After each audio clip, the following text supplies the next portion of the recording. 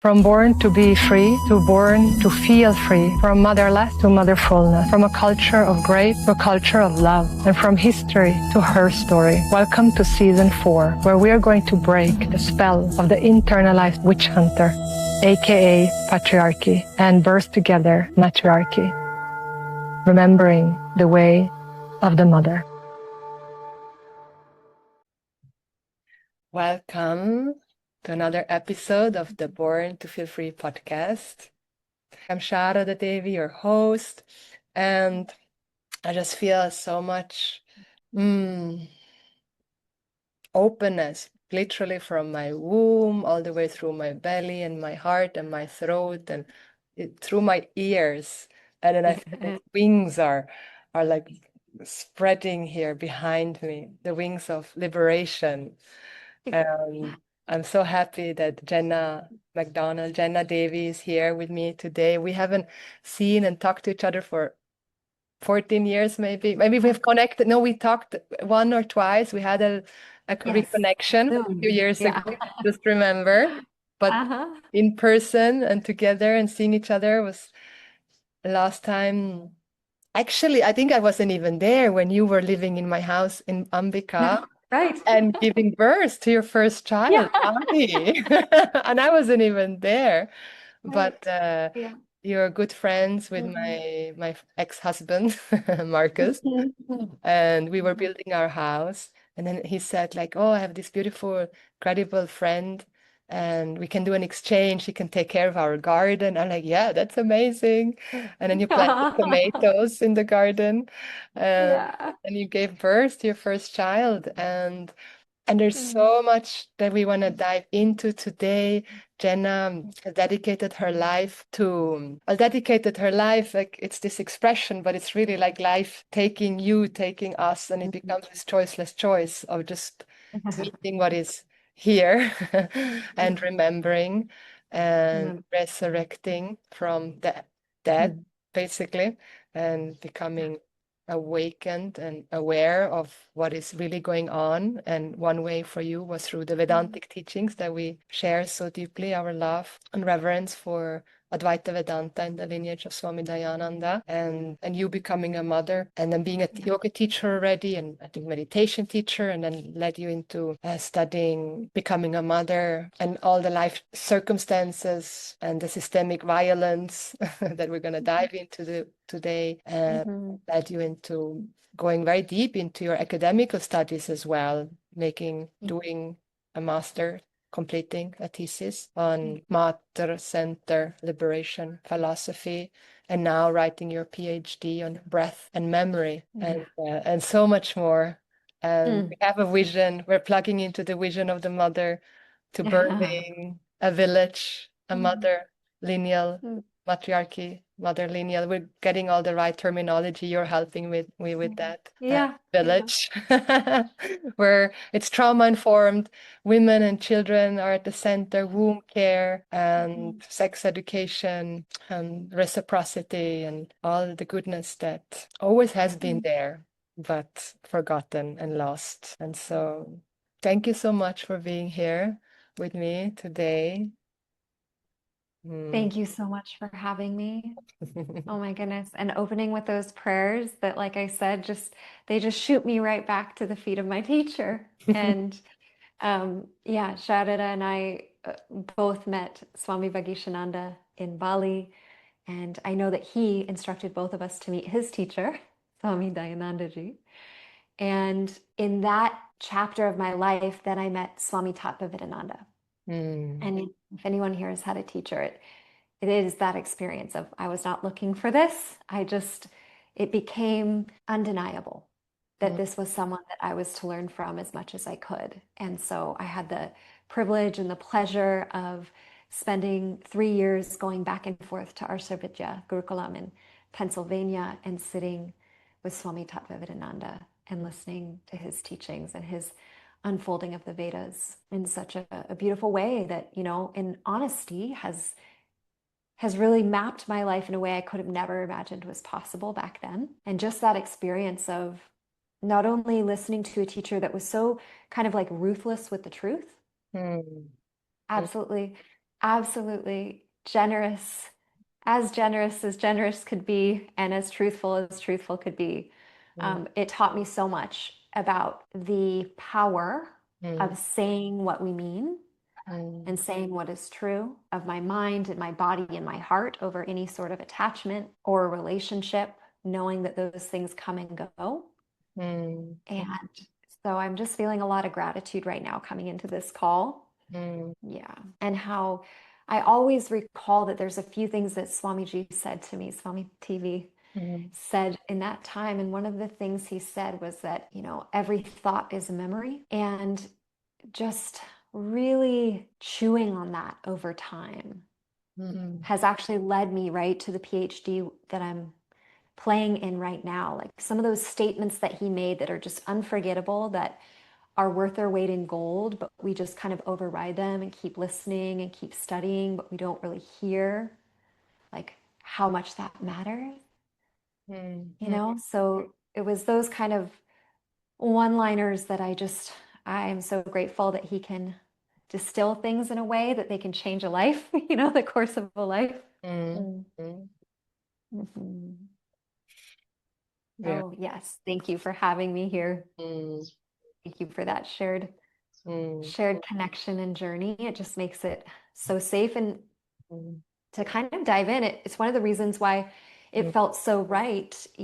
We had that connection, and then we had the connection of I spent many nights with my tiny human in your home, and knew you through Marcus at the time. And there was a lot of safety. And when I hit a pocket in my life, it was yeah. 7, 8 years ago now, where I was being exposed to things that I just never thought would happen to me. Like Mm, I was in that place where I just never thought, mm, I thought I was doing kind of all the right things. I thought I was living life in such a way that those things wouldn't touch me. Things like domestic violence or coercion or controlling relationships. And when they did, and when my life really did explode, mm. right after I finished my master's, I remember calling you to book a session. Oh, it was then. Yeah, it was Okay. after that. We Yeah. didn't talk about the violence, about them. Yeah, that maybe was. Please go ahead, excuse me. Yeah. No, that's Yeah. okay. Mm. Yeah, so we're kind of working Yeah. backwards, Yes. but it was that moment that I intuitively understood like you were here for this. Mm, mm, mm, And this was like a really safe place to be able to go through it at mm, its full level of expression. And now I look back and I am like, yeah, that was one step on the journey for sure. mm, But at the moment, it was so important to have somebody feeling with me and taking me back in to the memory, mm, taking me back in, walking me back into those memories mm, and giving me permission to feel them fully, mm. giving me permission to maybe see it happening. Or I think we called in, allies or supports, or we slightly changed the scene. Yeah. And now I've really taken that work kind of to its Mm, culmination for mm. me. Like I've really played with how many ways there are to go into memory Yeah. and give ourselves the thing that would be the reparative emotion, Yeah. the Yeah. reparative breath pattern, Yeah. to give ourselves maybe the exact opposite of Mm, what we received, mm, mm, so that we can expect differently, so that our brain can expect differently. mm, So mm. I also just want to name that, Wow. but Thank you so much for sharing that with me because I remember so well our session, but I don't Mhm. remember the story. And what I Yes. remember is we didn't really go into the story, but we just stayed in the more the felt sense, bringing in resource, bringing in support, and then you yourself, you went through it, but I went, yeah. you didn't verbalize, if I remember correctly, the story because I never have an agenda that people can verbalize the story or also need not because it's not Mhm. necessary always to verbalize it. Yes. But Yes. but then at one point it is. Yes, yes. Which is kind of why we're back Yeah, together again. exactly. Oh, Because that's that's why what we're this here is. now. Yeah. Surprise. Right. Yeah, and Yeah. I reached out to you because Yeah. I experienced actually a violent situation which I also never thought I would ever experience. Not after 20 years, 24 years of like Vedanta and sexual healing and inner child work and trauma and plant medicine. And like, how can it happen to me? Yeah. Yeah. Yeah. Yeah. Right. So we meet again fully on our face, right? In Yeah. the best way possible. Yeah. Fully on Humble the ground. on our Fully on the, knees. yep. But at the same time, like, Yeah. Like, I think I like it here. yeah, wow. Oh, wow. Yeah. Wow. Yeah. Yeah. And then I reached out to you because I had an abortion and that abortion opened up a whole other world now that I've been diving into the last few months now and really needing to connect with other women and sisters again. I've been needing to connect with other women for so many phases of my life, but kind of for different topics and themes. And now it has been that abortion, the loss of a child. And then that loss of a child led me to, well, I wouldn't have felt safe to bring up and to raise this child in this world. I didn't feel I had the support. And even though I live in Bali and I'm in a spiritual community, it's like, what? Anyone who hears this is like, what are you talking about?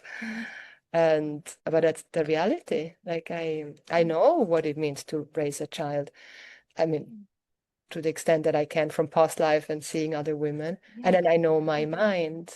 I know my mind is very, don't have the word right now. But then with my background, mother, family situation, and then many reasons that I felt like also that I didn't want to raise a child with Pembantus. Pembantus is a Balinese Devi goddess. They're the best nannies of the world, Best nannies of the world. apart from the Philippine nannies, I want to say. The Philippines. And it's so beautiful to raise with them. It's not that, but I would have wanted a child to be with my sisters and with me, and then I need not stress around my business, the school, the work, and then compromise in any way. And of course, I'm also already 42. The age I know was not really an issue because I see so many women that have a baby in their late 40s.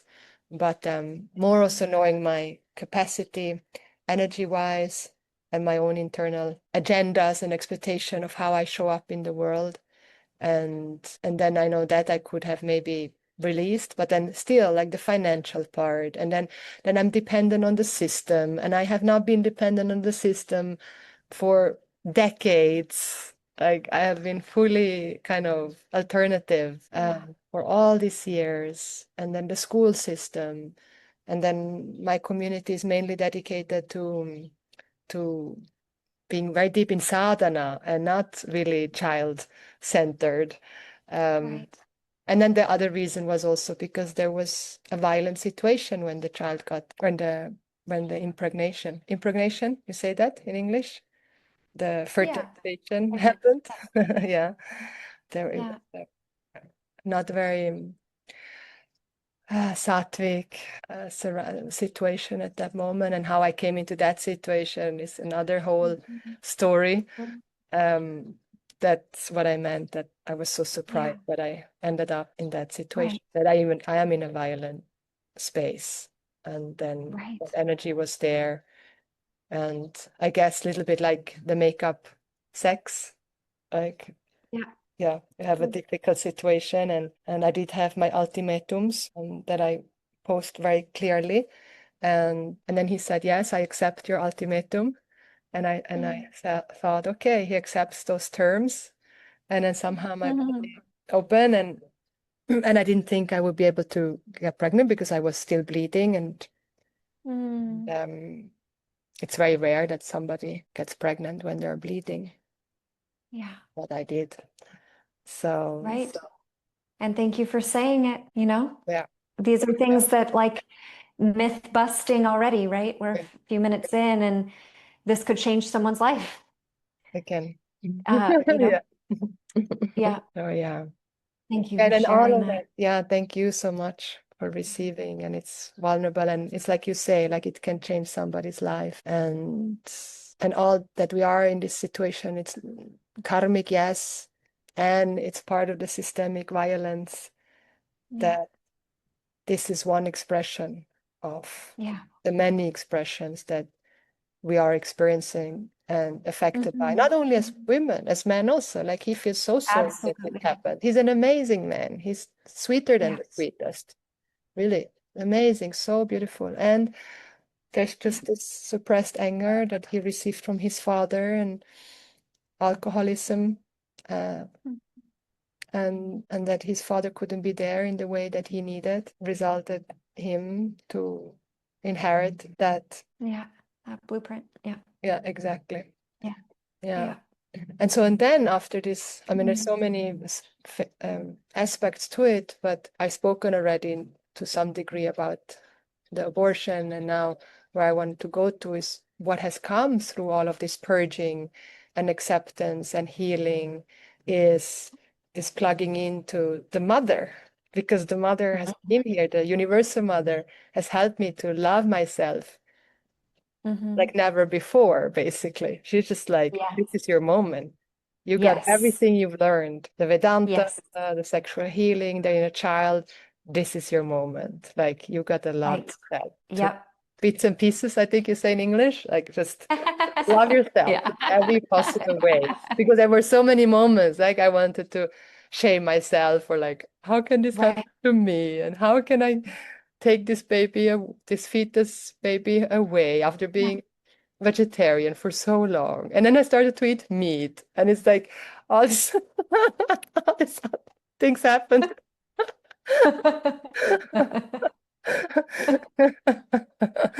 Yeah, that broke the previous identity of you in half. Completely. Yeah, Yeah. Yeah. completely. Ugh. Yeah, yeah. Yeah. And And then isn't the that a mother test? just came. Sorry, yeah. Oh, go ahead.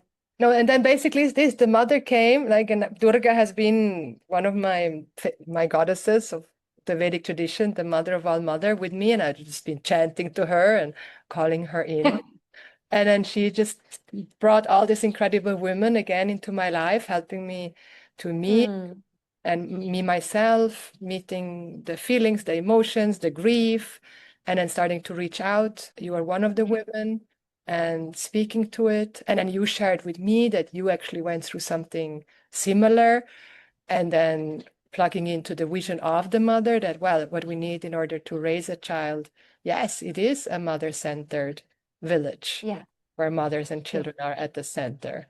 And, Yes. and plugging into that vision, that the Yeah. matriarchal way of living. And then it was just this full download coming. And suddenly now I'm with all these women that want to birth a mother-centered village together, Mhm. literally Yeah. manifest it, bring it into life. Yeah. And that's why I Mhm. reached out to you as well, because I know that that's been your life's work, breath, and you've had your very visceral experiences growing, Mhm. not growing, but raising your children in America because you went back from Bali. You didn't Yeah. stay in Bali, even though like Bali would be the place. There's so many Right. women that are having a baby, solo women, Mhm. and I guess it is one of still the best places in one way to have the support and be able to raise your children. But then they still feel also alone to a certain extent. And then there's so many women that don't have a child and want to have a child, and just imagining them all coming together and Yep. raising these children. But you chose to go back basically, and then you raised your children in America in the system, and you've had all your experiences. So Yes. tell us. Yes. I've had to feel all of my experiences since that choice. But yeah, I think it's so beautiful. I just remember I had this moment and I was in Bali and Audie was like, 8 days old. And Desak was there. She was Ishel's Pimbantu for a very long time and was just always around the house. I loved her so much. And so I said, Do you want to come over and see the baby and, hang out, help out a little bit? And she just looked at me, and I was, 8 days post first baby. And she just said, all mothers, it's same hard. Like, it's just, this is it. Now we know each other, like at this level. Mm, mm. Oof. And I really got also in that moment that, this is something that is a method, a way of changing absolutely everything across cultures, worldwide. It's not like, oh, this only applies to this culture in this place. It's like, no, now I've done plenty of research, and this is why I might be a PhD dropout next time we connect. Because at some point you go, I have everything I need to know. And not acting now on what I know would be a dharmic, right? Exactly. Oh, goosebumps. Yeah. Yeah. So I can't just keep doing the comfortable thing. I think of Arjuna and Krishna sometimes when I'm here and thinking of these moments where it's like, yeah, it looks like you're fighting against something, that moment of like, I can't imagine this happening to me, right? How did this happen to me? How could I be possibly asked to face this? You know, and yet here we are being asked to go to battle with whatever demon is in front of us. Like, and they're all, right, all coming from mind in our tradition, but they're here. They're here and they hurt people, and that's real. And it just doesn't need to be happening at the level at which it's happening anymore, because so many of us have done enough research and we know what to do. And it's like, now it's our work to make sure that that knowledge isn't as hard to access for other people as it was for us, right? Because if it took me 8 years to really unpack and understand some, really hard moments as a mother, some domestic violence, some abortion, right? Earlier sexual assault or SA. Like, I don't want it to take other women 20 years. Like, we don't really have time for that in the planet, the way it's going. And luckily, knowledge doesn't work that way. It's very much like the deeper we go, the more we share, the faster it's assimilated, the faster it becomes a new normal. So I think, one of the places I like to start is just introducing the terms, kind of recognizing that there's whole like maternal scholarship guilds around these things. And I just never really went down that rabbit hole. When you say maternal scholarship, what did you call it? Skills or Like schools of school? thought, guilds, yeah, like organizations that Mm, are strictly for maternal scholarship about mm, mothers, mm, about women's rights and about all of, what's called matricentric feminism, which was coined by Andrea O'Reilly in her work. And so I appreciate the terminology, but like all of us, we have our own teachers that we're called to, guided to. And I trust the intelligence in this body to find those things that are essential for me and which will allow me to synthesize them and share, right? Like, I don't need all the information about maternal scholarship and all the information about this to really distill some of the things that matter most. So I want to kind of give people permission to make this as simple as possible. mm. And, this idea, because I think when it feels like a new idea, it's not a new idea. This is prehistory. This is everything that was not written. This is what's been happening all along behind the scenes in homes. This is, and that's the thing I want people to know.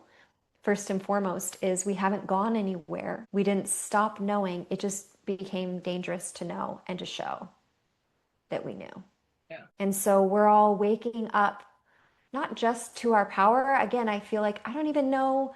I think we've always known our power. I think it just wasn't safe enough to show it, to be seen in it, to feel it fully. What would happen if people saw the way I move energy through my body? Like, would they run? Yeah. Put me in a Mostly. mental hospital. That's what they did when I was Right. 18. Yeah, Yeah. right. Many Yeah. have these, right, these stories, or their mothers and grandmothers with those stories. Yeah. Yeah. Or it was the opposite, and that those women really didn't let that energy move and they internalized it. It became suicidal ideation, or it became deep depression. postpartum depression, like all of these things where it's not so much about just giving birth that creates these conditions, right? It's about the absolute wake up call that happens when you become a mom and you realize this is not what you've been sold, right? And like that is so big. And like we don't talk about that. We just address symptoms, postpartum depression, all of these things, low breast milk supply, all these, whatever it is. And often we're just telling women, like, if you could just get more emotionally regulated, like everything would be fine. Let's get you like on a regulation program of some sort, whether it's through, you know, pharmaceuticals or yoga or this or that, and not just like, hey, here's some space to tell the whole truth and nothing but the truth. What actually happened to you in that experience? And where do you now need help knowing what you know now? Where are you lacking the support? Where was the rug pulled out? Because asking moms that question, and I know this is kind of a tangent, but like asking moms that question is the nervous system of the next generation, right? Like supporting moms at that level is allowing them to be co-regulating with their babies in such a different way, you know? So I just, yeah, really have a lot in my heart about, one, how do we make this as simple as possible? And two, like, how do we make it as real as possible? And not so much about all the things you can do. Even the Ayurveda, like the beautiful care that came to me, like it was gorgeous. And I needed people to ask hard questions, like, how is he treating you? Do you have family here? You know, how is your financial life? Like, I needed people to ask me real questions because I was doing the right things and leading a beautiful, beautiful life with what I had. But it was a lot to hold emotionally, energetically. So I just, you know, I want to speak that. There's so much value in just behaving with mothers in a different way, like treating mothers differently, asking them different questions. You know, even said, you know, you had this abortion and part of it was the financials. And it's like, yeah, even women that are doing well financially feel like it's not going to be enough because it's very expensive to have children. And we're not even really taught how to invest and grow our money, right? It's like, what if when you had a baby, you got all of this material that would actually make your nervous system safe? But you know, now I think where I'm at now, Sharada, is I'm late to the game and my kid is 14. My eldest is 14. Yeah. And just like that share you had about like, you can totally get pregnant on your cycle. Yeah. You can absolutely be on your moon and conceive. Yeah. Well, you know, that could change someone's life and someone just hearing like, hey, you know, before the baby comes, like look at a plan for how to make your money work for you. Because as a mother, your time is split like almost infinitely. Like it's not just in half, it's like infinitely split. Your attention is infinitely split.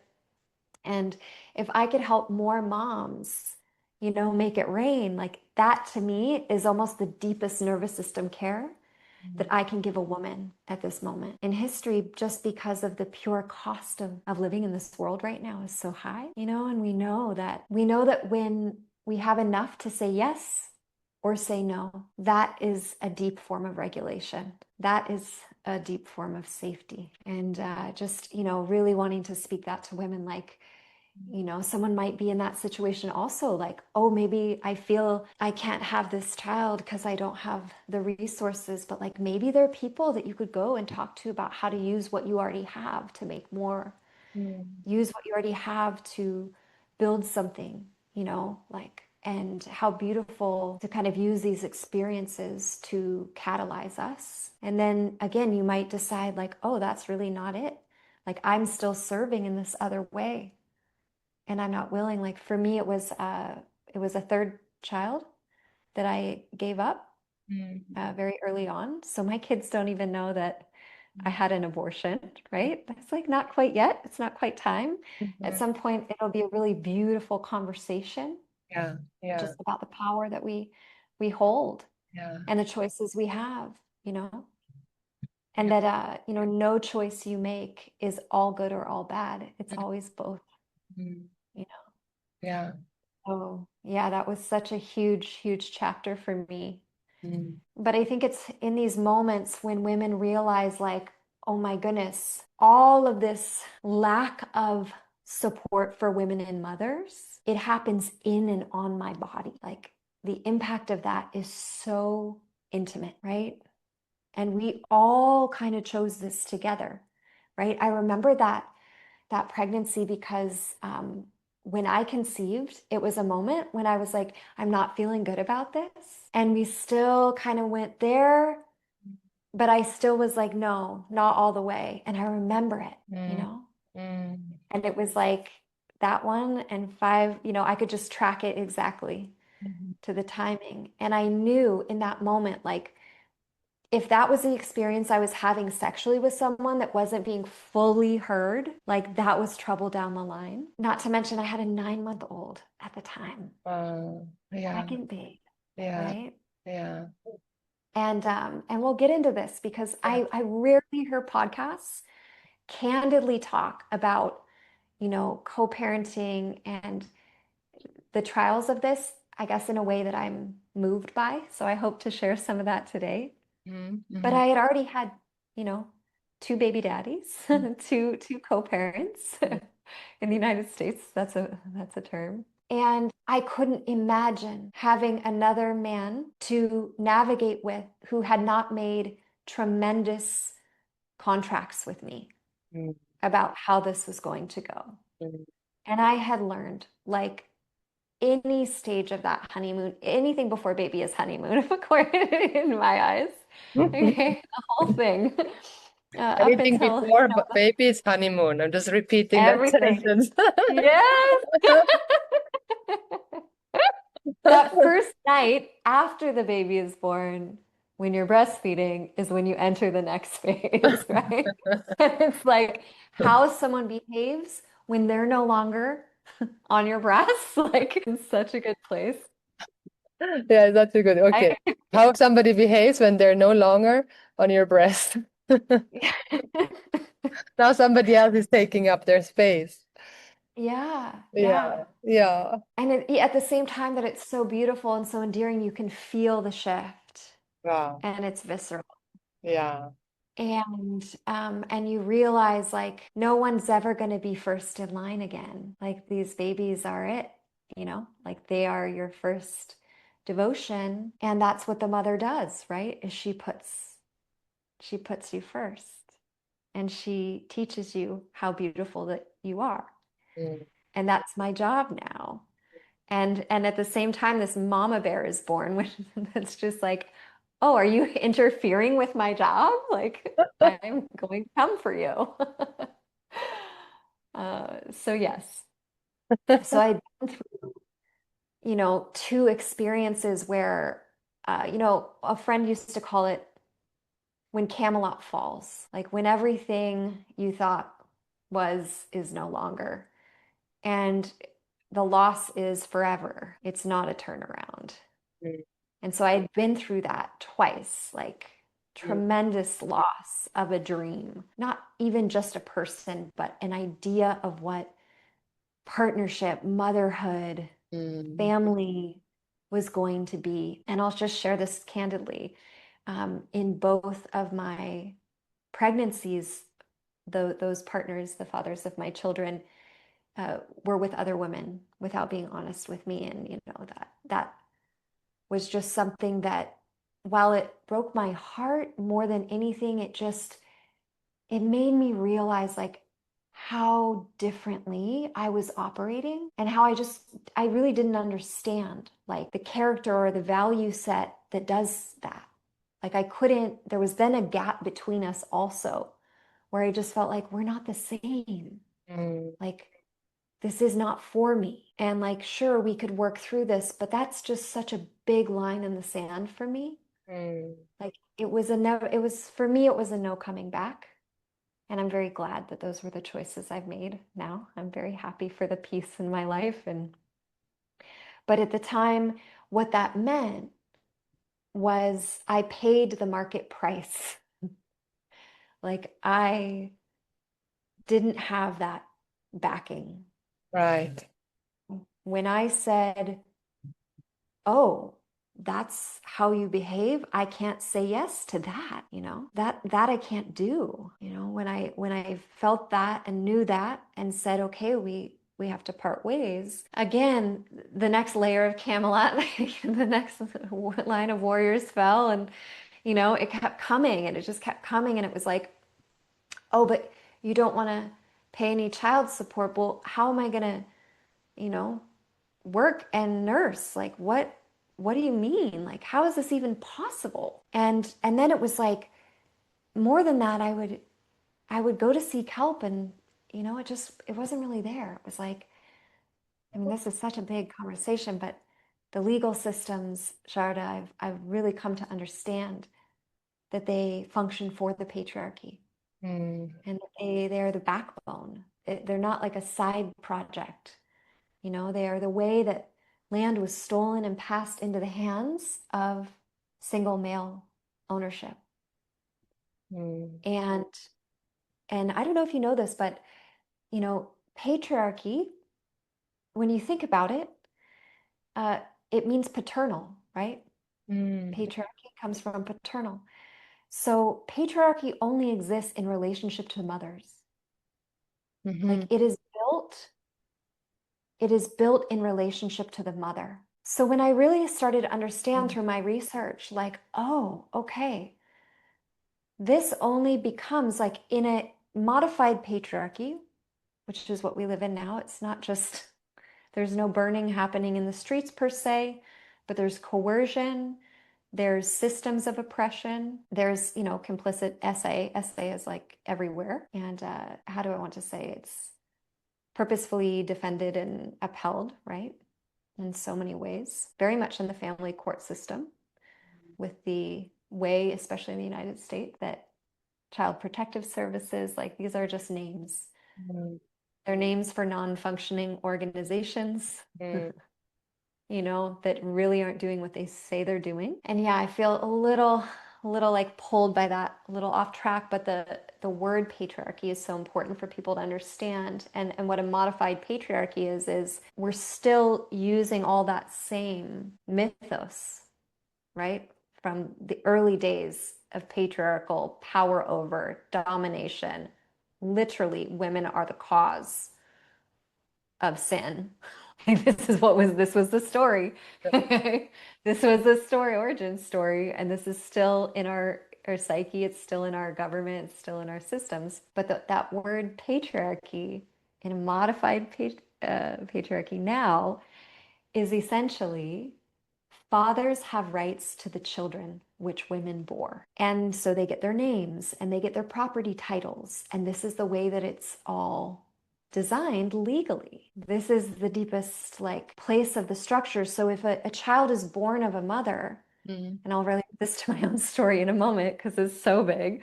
If a child is born to a mother, they become equal, if not all, property of the father, right? In like traditional patriarchy, fathers could just take their heir, Right. right? If that woman was like not a wife or this, they could just Yeah, take them and leave, exactly. you know? Yeah. This is the structure. Right. So learning and knowing in my body what it felt like.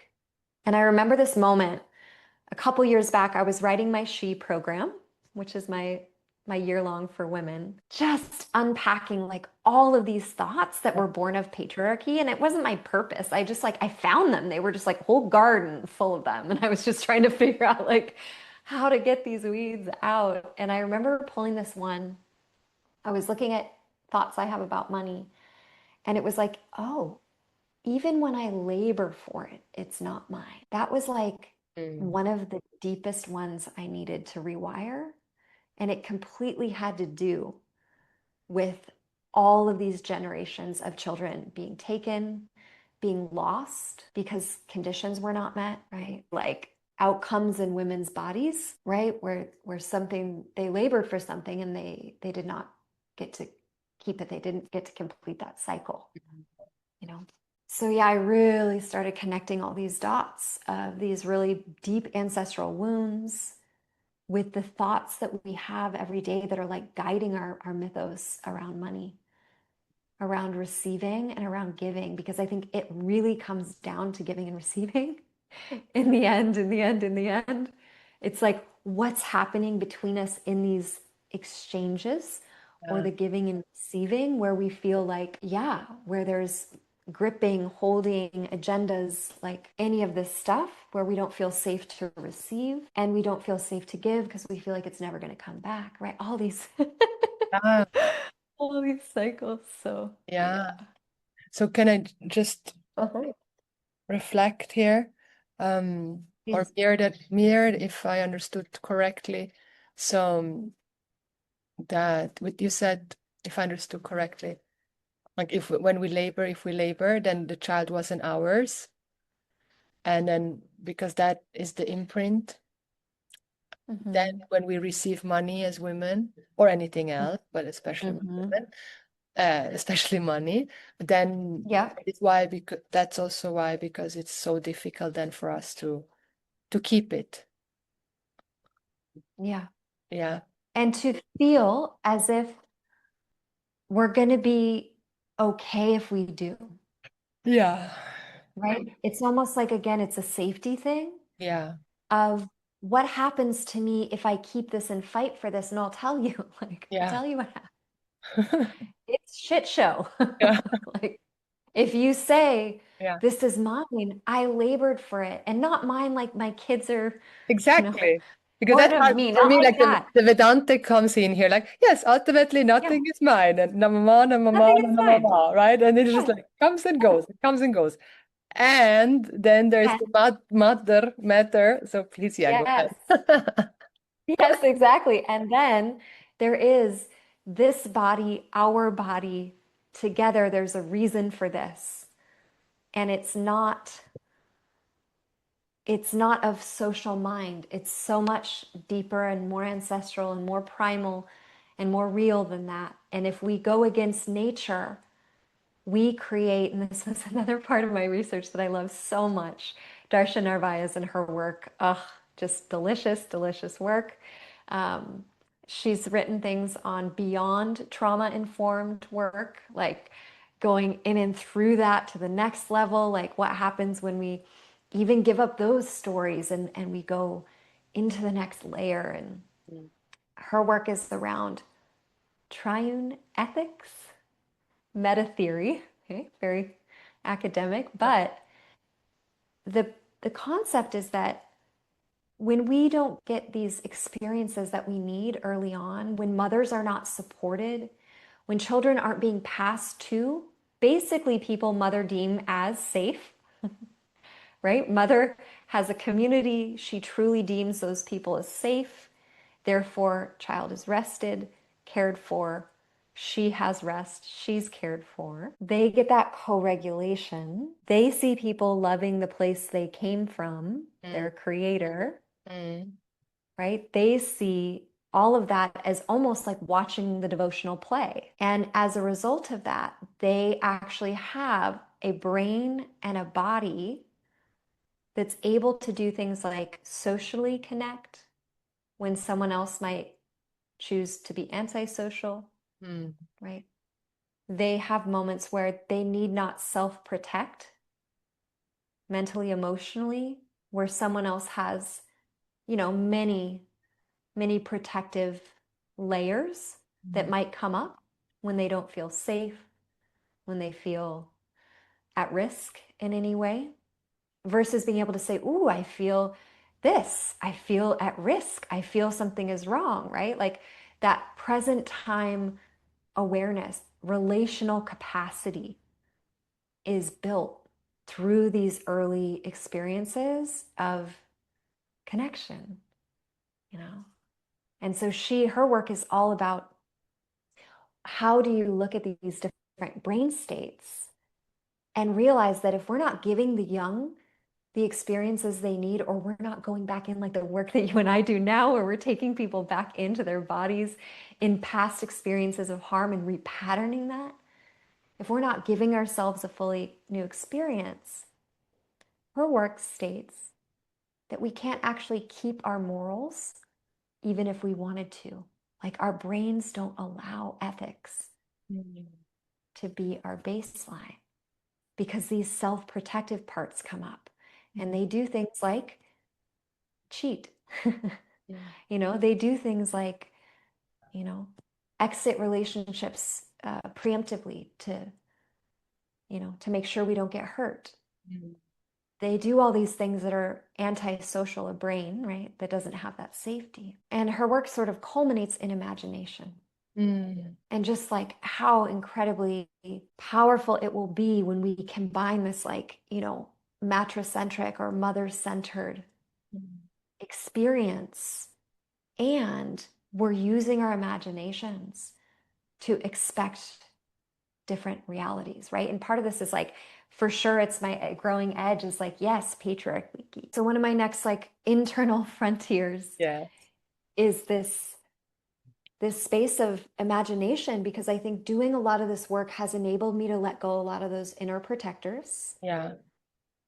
It's enabled me to lean in instead of maybe do something antisocial, not connect, not say the thing, not speak up. Now I'm speaking up. Now it's like, then I have access to this whole other level of my brain, which is I can imagine deeply and in a way that's felt as if it's a brand new emotional experience, something that I wish to see in the world. And it's like that kind of imagination to me is almost like that's the only place I want to meditate anymore, is in cultivating these incredible imaginations of how good it can really be, so that my brain is expecting the best thing possible. And so I'm seeing the best thing possible in the person in front of me. Yes. The power of imagination. We can, I mean, in Sanskrit, we have this term called upasaka, buddhihi, means the capacity to imagine, actually. Like my teacher would say, you have a very strong upasaka buddhi. And like, yeah, I know. Yes, I do. You imagine and see, and it's part of like seeing the deity, worshipping Saraswati, and then becoming like Saraswati. Yat bhavam tad bhavati. As you admire, as you worship, so you become. So that's where like we worship, admire the goddesses, to clarify for people that don't understand the idol worship, how people call it, which is not just idol worship. It is admiring the quality that exists in all of us, that we have left behind because it wasn't safe to embody that quality of speaking the truth and fierceness and holy rage, and we denied ourselves to those parts, kept them in exile. And so when we're establishing a relationship to the deity, we're calling forward those qualities so that they can become a lived reality in ourselves. And through those stories of the goddesses and goddess, the healthy mythology of the Vedic tradition and other spiritual tradition, we are plugging into the dharma, basically. A healthy society that is based on win-win, parasparam in Sanskrit, mutual honor, sacred symbiosis, honoring all beings, from the ancestors to the five elements, to the teachers, the mentors, to the animals and our fellow human beings and Mother Nature. The Pancha Mahayagna, we have those 5 sacred daily offerings to be done in a Vaidika culture. 5 Pancha Mahayagna, greatest 5 daily offerings. First to Deva Yagna, the unseen and unseeable world. Then Pitra Yagna, to our ancestors. Then Rishi Yagna, to the seers. To Manusha Yagna, our fellow human beings, which are family.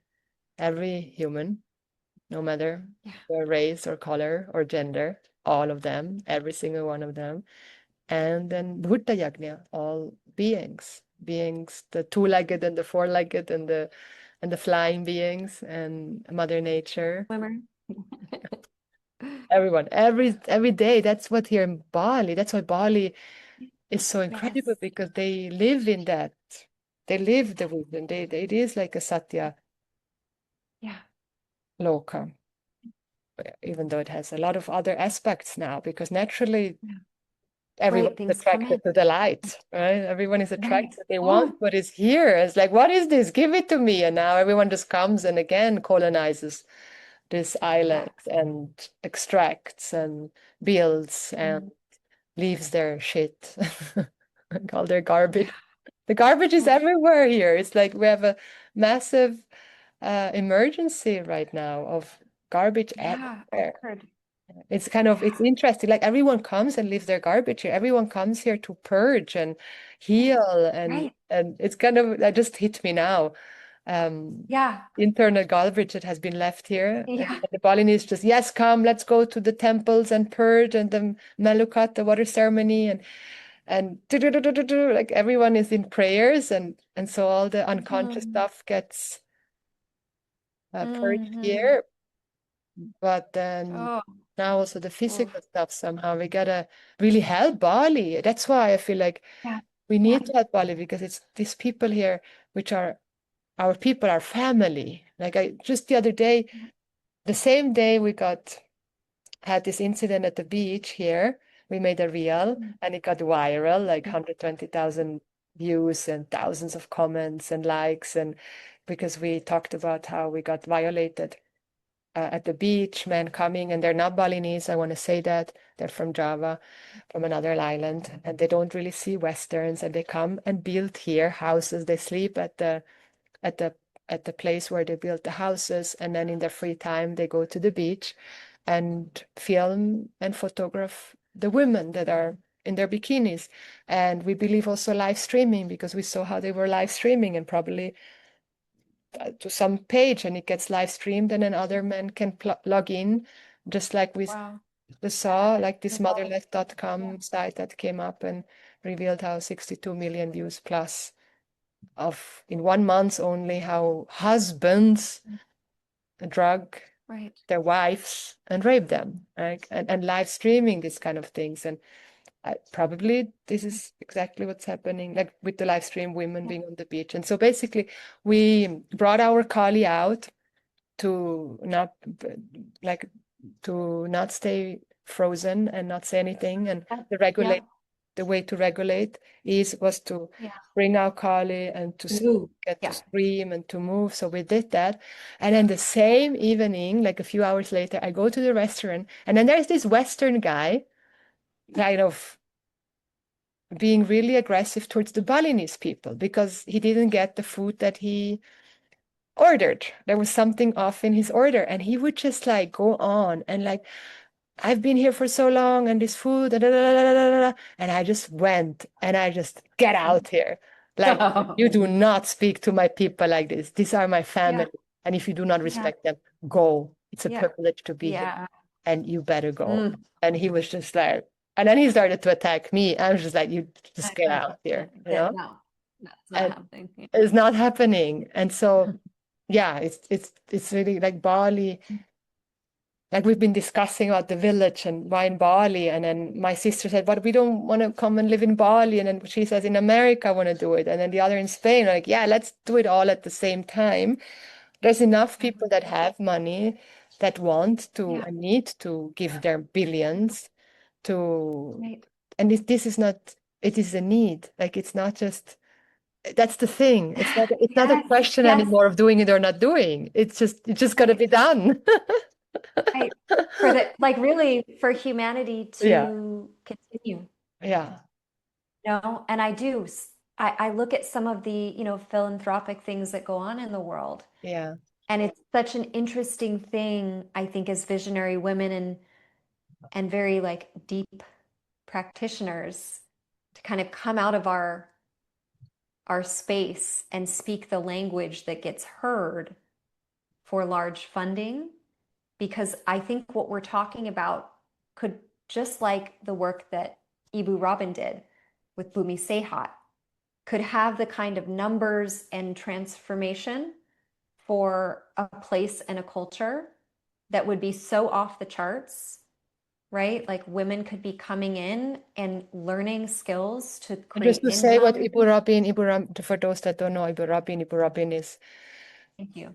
the heroine midwife of midwives, given birth to 32,000 babies plus in her natural birthing clinic in Bali and in the Philippines, and one more in another island, on another island of Indonesia. So she has three natural birthing clinics where women and the whole family can actually come to give birth to the child. The whole family can stay there. It's all by donation.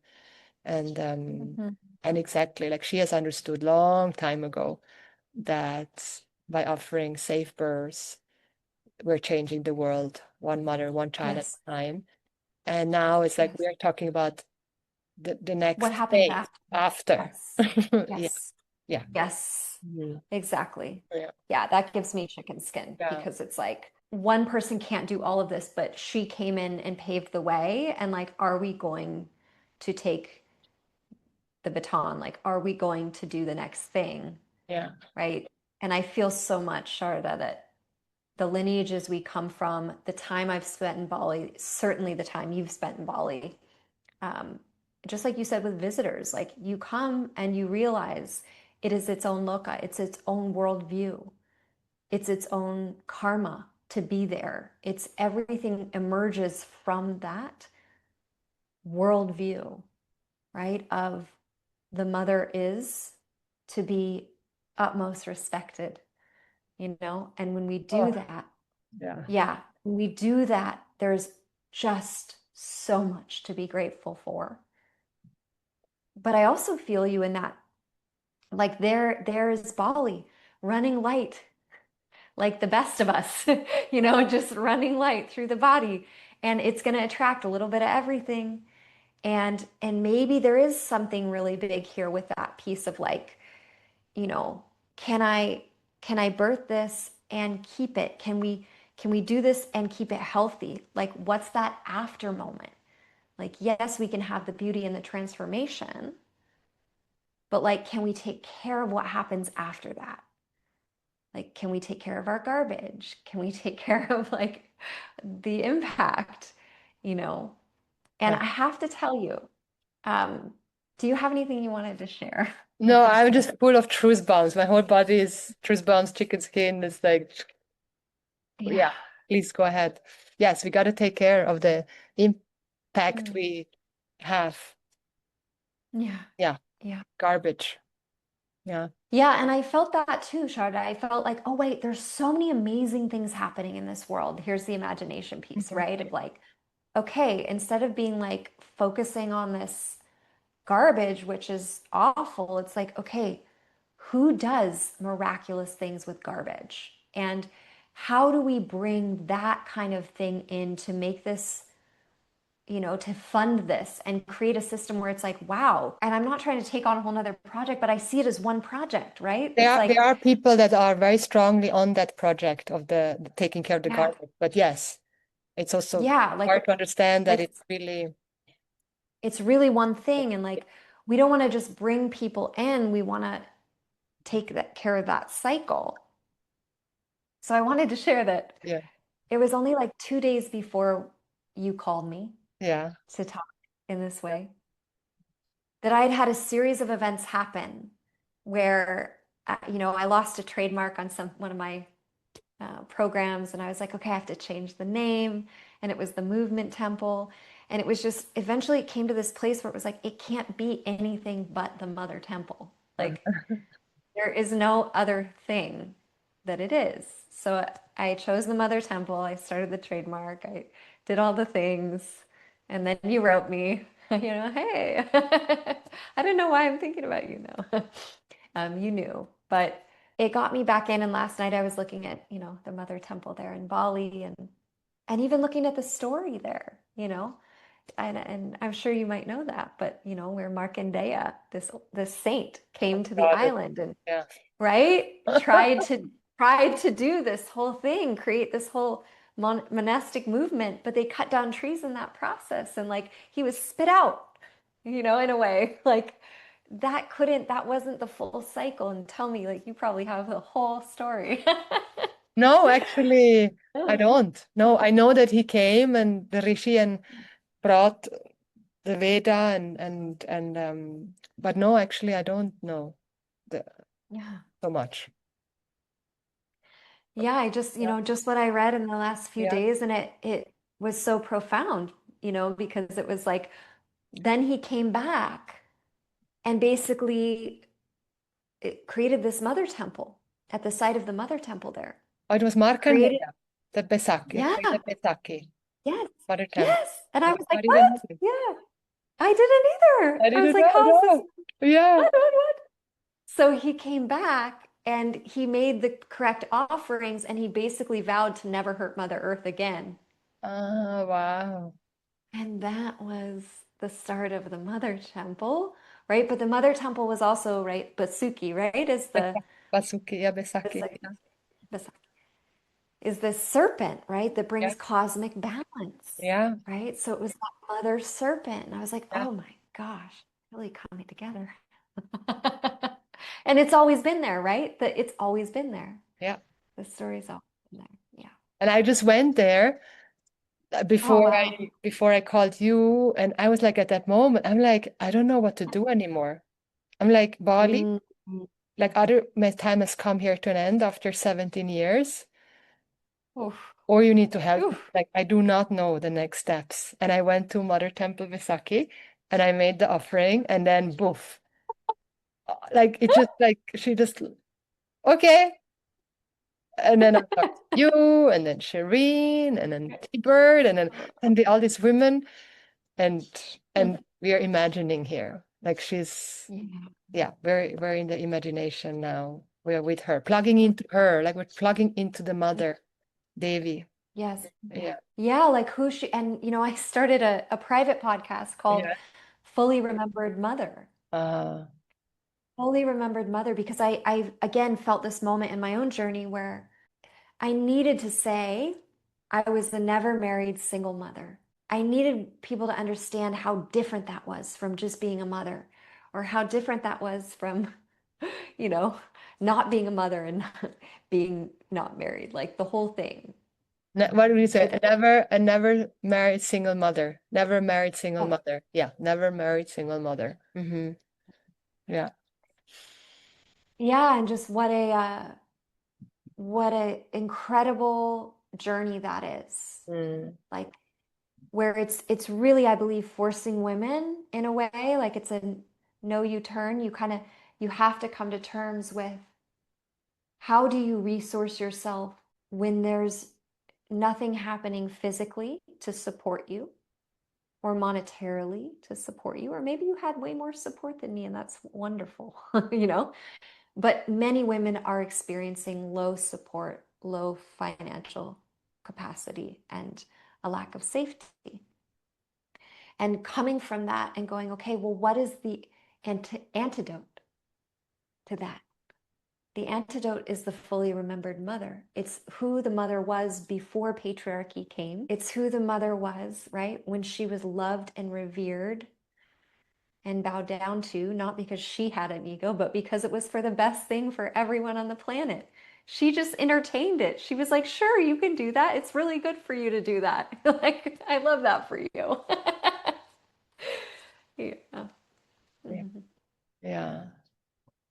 The fully remembered mother. Yeah. Yes. In I just in the free Telegram group, it's kind of blossoming right now, and now I renamed it to the Devi Village, the Devi Online Village. Until then, oh, there's this break again. Somehow we're getting these sacred pauses, where we got Oh to take yeah. a deep breath. We're getting these pauses, taking deep breath and Mhm. feeling it, and then we Yeah. continue the thread.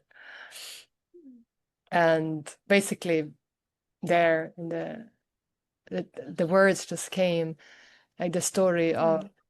of the thousand mothers, Mm. and how we call the Veda Sahasra Matra, and Mm. the thousand functional mothers, Swamiji would always say. There's remembering the mother. the story of the 1,000 functional mothers. And they only want the best for their children. Yes. Yeah, you may not always like it, but they want the Right. best for their Yes. children. Yeah, Mm. they do. She does. Yeah. Mother Veda, like, and that is the Right. Vaidika Right. of Veda, of Yeah. mother. Yeah.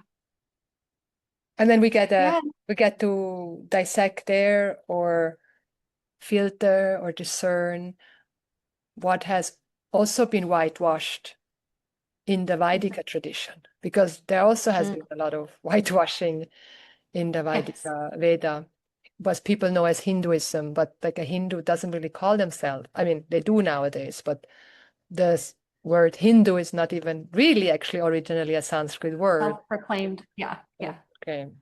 Hindu is a Vaidika Sanatana Dharma, those that follow universal values that apply to all people at all times. Ahimsa Paramo Dharma, the value of all value is to cause least harm through words, thoughts, and action.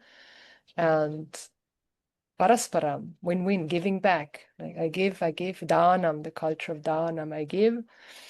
And ultimately, what I offer into the fire, the last offering is that it was never mine to give. So how can I even call Yeah. it that I Yeah. gave?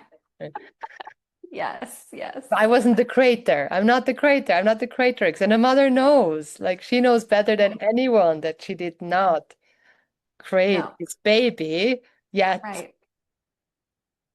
she is Yeah.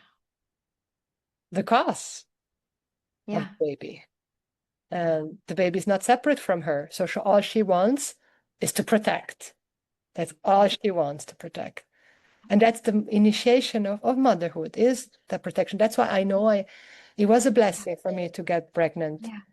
and even Right. at the abortion and the birth. I even went through a literal birth. That's a whole other story. But Yes. it ignited the full protectors. I had the protectors very strong in me already before, Yeah. but it was a whole other Initiation. Yeah. initiation. Yeah. It was just Mama Bear, Yeah. like you said, lioness. Like, Yeah. and I do anything and Yeah. everything to protect this being. And for me, the protection was to actually abort it.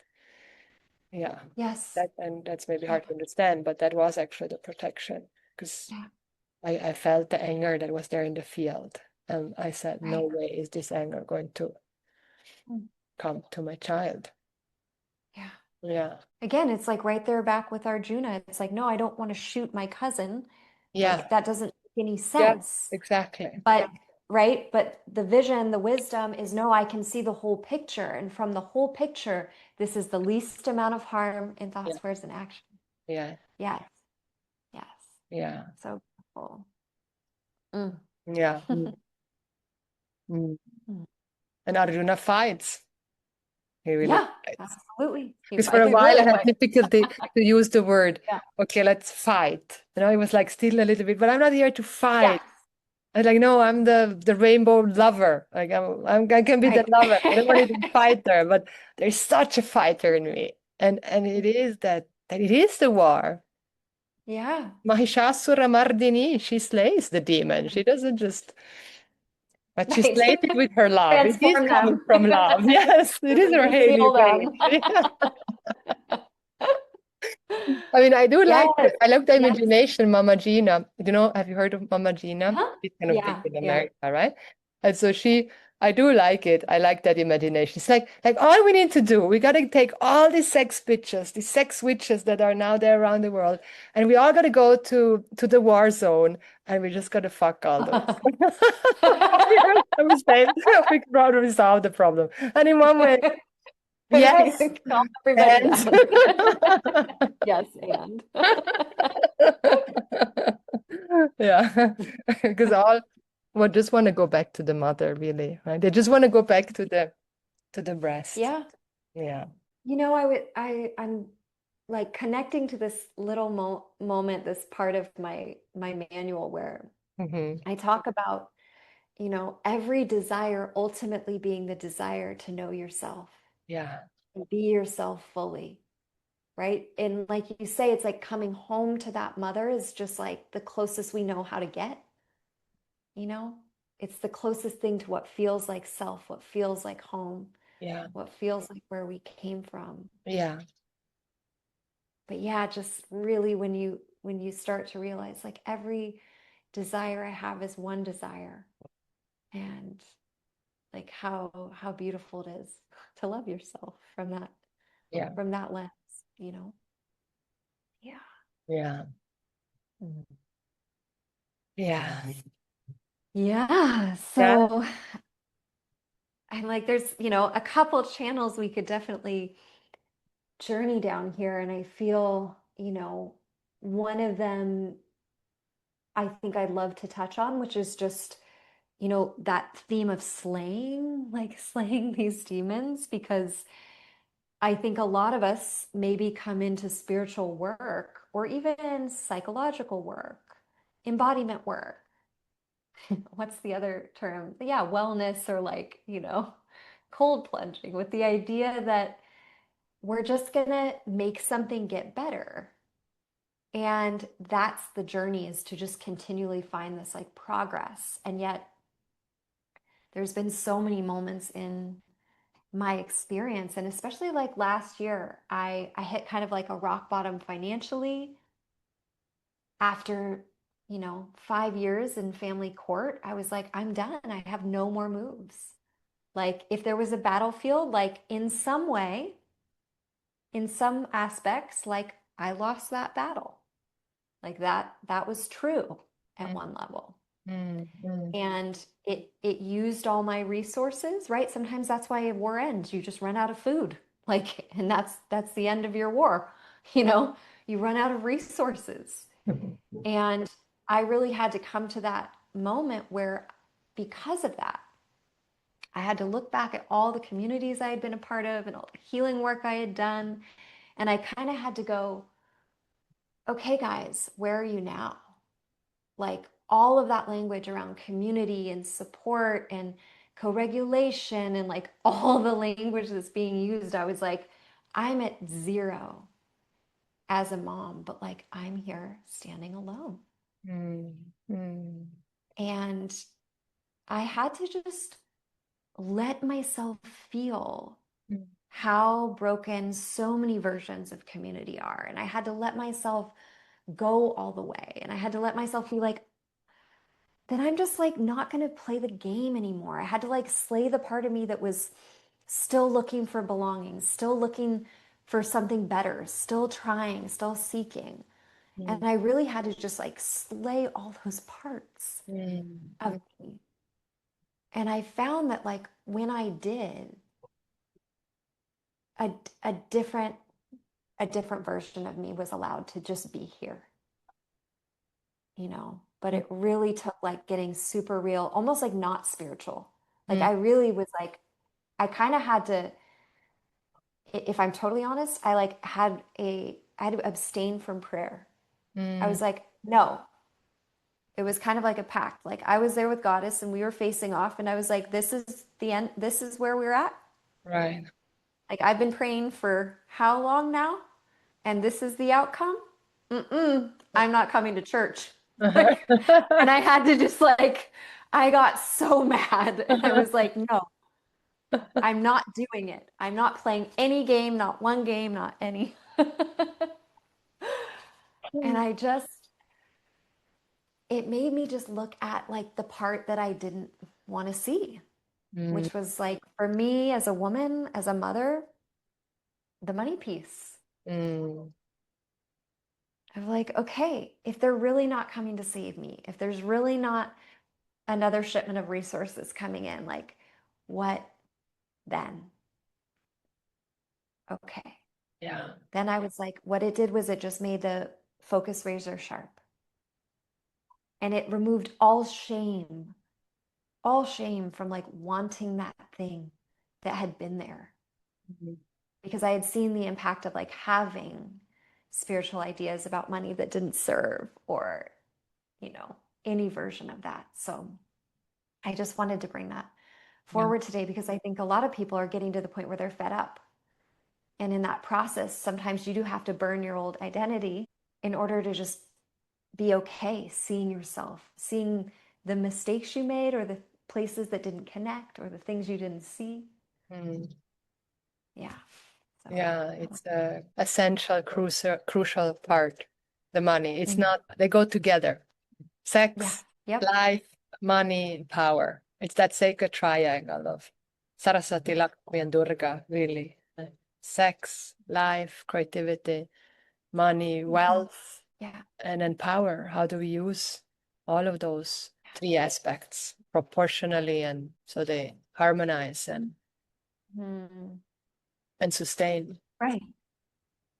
Yeah. How was it Sustain for and you? How grow. was it for you? How, if you want to share the money piece and how it, what was? Yeah. What like helped shift Yeah. that? Great. Because I think like I tried all of it. And even Michelle knows from Bali, she's like, Jenna's been working on the money stuff for 20 years, for sure. It's just my family of origin thing. I thought maybe I wasn't going to get out of it this lifetime. Lo and behold, one, I had to just burn my identity to the ground. That was really helpful. And the identity, okay, could you name it? Like, what was the identity? That my family, that this is what I come with, or? No, it wasn't even that. It was more just the willingness to stop playing any role for the sake of social acceptance. Okay. Like I just had to let go of the parts of me. And then I was telling a woman I was coaching today, like, then I had to look at the fact that I didn't really even want those things. Yeah. Like I didn't even want to be in that circle. Yeah. Like the thing that I thought I was trying to get clearance into, I didn't even want that. Yeah. So I had to look really deeply at kind of the mechanisms that were driving me, right? That were very old. Yeah. And I grew up very much with no money in a very wealthy place. So it just meant like I had to really posture to be carried along with that core group, like with those social metrics. So I went to work really early. Like I had this kind of ethic of one, just like work as hard as you can and it's all going to be okay. That is not true. So I had to let go of that identity of like more effort yields more pay. Like it doesn't. It totally doesn't. And for a lot of women, it just means burnout, resentment, like poor energy. Then it goes into like addiction or whatever the things we do, coping, right? So dropping that identity. Another really big one for me, Sharda, was like this really deep feeling I had that if I could just get a partner locked in, like then it would be okay. If I could just get that support, right? Because I think as girls, we grow up with so many images of like, you'll be at the peak of your life when you're doing all right financially and you have a man. So like there was this part of my brain that I just wasn't in charge of that was really always telling me like, don't go all in until you've got that. Yeah. And it was so weird. Like when I really saw it and I was able to just let it burn, that was also incredibly liberating because I could feel the way that the two, like me making wonderful money with the kind of people I wanted to work with and the energy I wanted to be in, and having a partner, we're kind of in competition with each other in some way. Like I was scared that if I went all in here, like I just wasn't going to be available for the partnership. It was so subconscious though. It was like, it wasn't like I was thinking it. Yeah. But then the thing that, really, really moved this for me was two things. It was understanding emotional learnings, understanding that I have emotional memories. They're different than historical memories, right? And they live in the body. Yeah.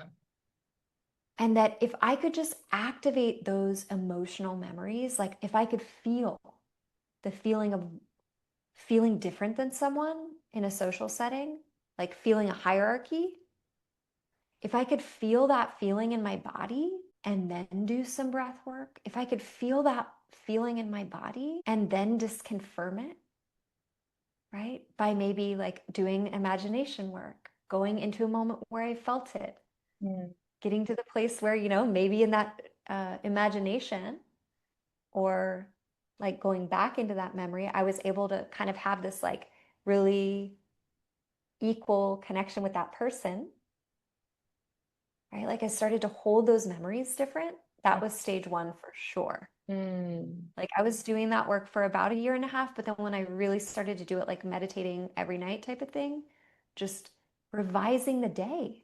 Like I would go to bed and it would be like if something didn't go the way that felt good in my body, I would go back into that memory and I would nurture it.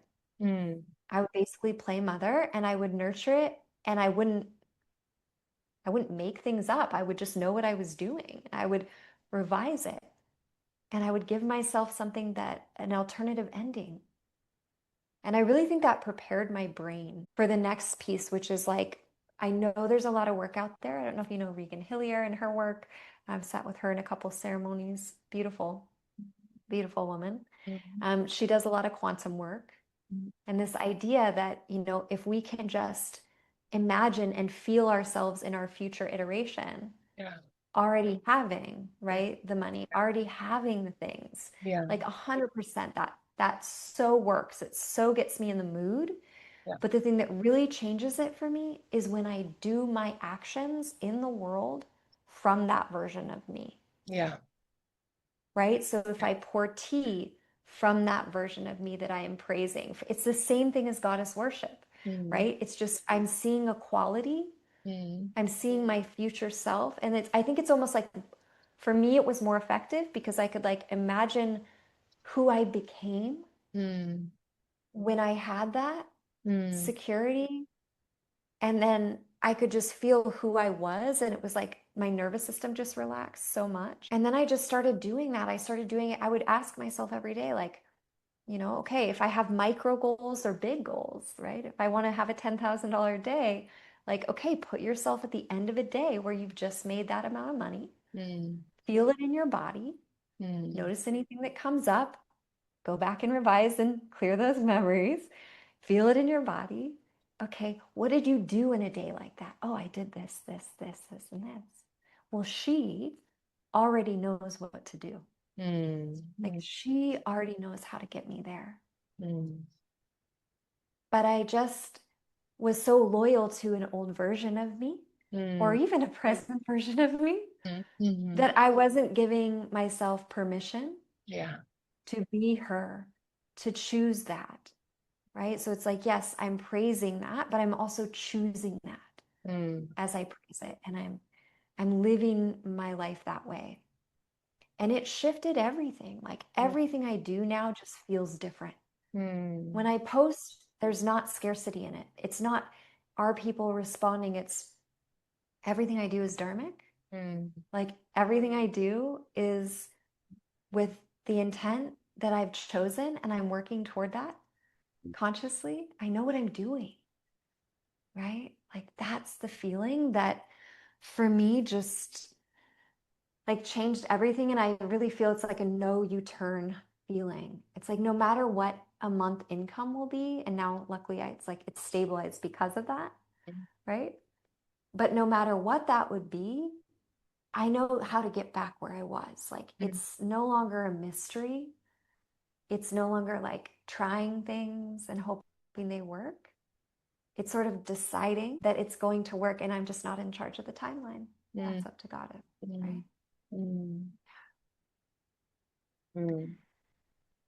Yeah, so beautifully described and taken us on a journey. Thank you. That sounds similar, or it is the same in one way, like when I talk about sex magic, and tell me more. we're going into like we're going into five sense reality, basically seeing, hearing, smelling, tasting, touching. So first you're getting very clear on your core desire, on your goal, on what you want to achieve, be, have, and we hone it in and cut off all pieces that are not aligned with like really getting very clear on the core desire and inquiring like, why do you want this and how would it make you feel? And is it really that, or is it actually something else that you want and you're still believing that that's what you want because you were told that this is what you want and this is what you need in order to be desirable, and happy and Yes. secure. And so kind of going through exactly that, finding the desire, the core desire, the choice desire. And then when it's a full body yes, then going into a five sense reality and imagining that this is already a reality because it already is on one level. So imagining that you already have it, you already it, you're already there. And then what do you see as a result of that? And what do you hear as a result of that? How do you feel as a result of that? What are you saying? What are you smelling? What are you touching? Like going into the smell and touch and taste all the way through. And then you just bathe in that and you bathe in that reality. And then you bring your sexual energy basically to it. Like so then you're nurturing that vision with your arrows, with your with your turn on. And then you send it out into the universe, the vision, as you orgasm, as you peak, basically. And offer it up to the goddess. And then before you actually do that ritual, like that's kind of the final, the culmination, right? Of first, then we do all the going, basically we call it going on an adventure. And then you're going to see what are the resistances, what are the blockages, what is there in the body that tells you you cannot have this, or that it's not safe to have it because it's actually, you're going to die if you would have that. And then you meet those parts so that these parts, the inner child or the witch or whoever, whatever is in there that is believing she cannot have it.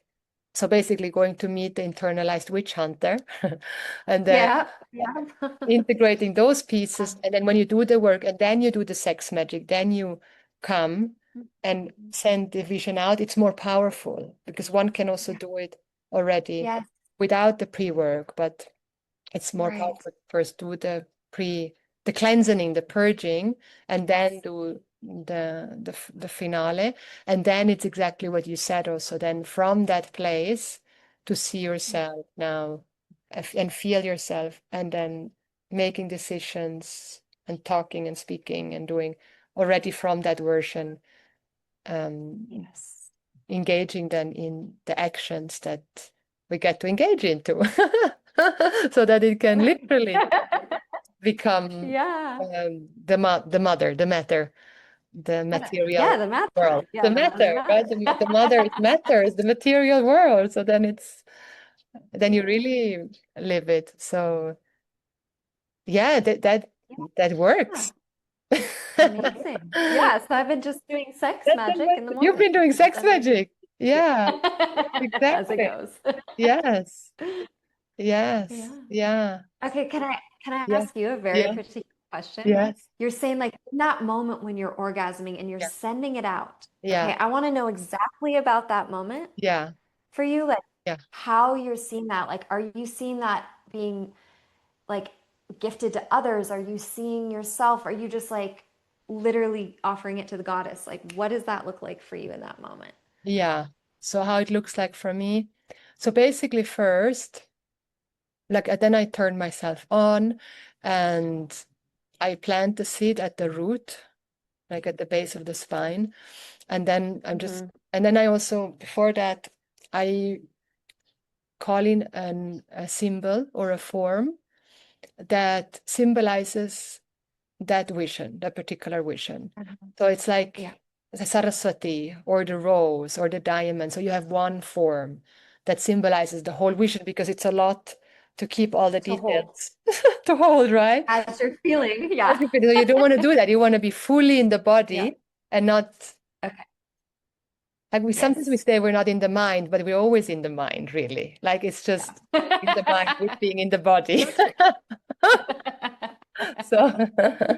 So, but that you can have one symbol that symbolizes that whole vision that you have seen in detail, and then you can have this one symbol, and then you connect to this one symbol, and then you take time to connect to your root, and then to the sacred waters. You connect to the 5 elements, because we need the 5 elements to manifest, like macrocosm.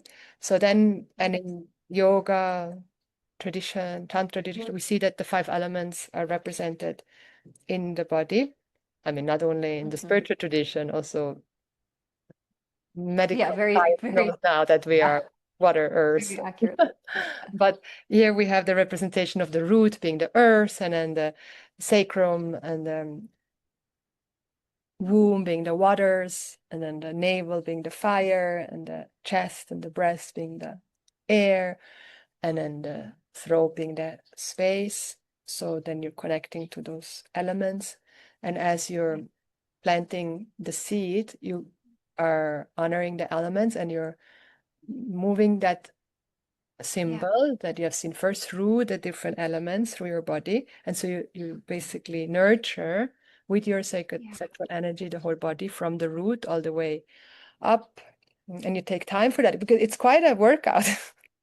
Yeah. To do it, actually.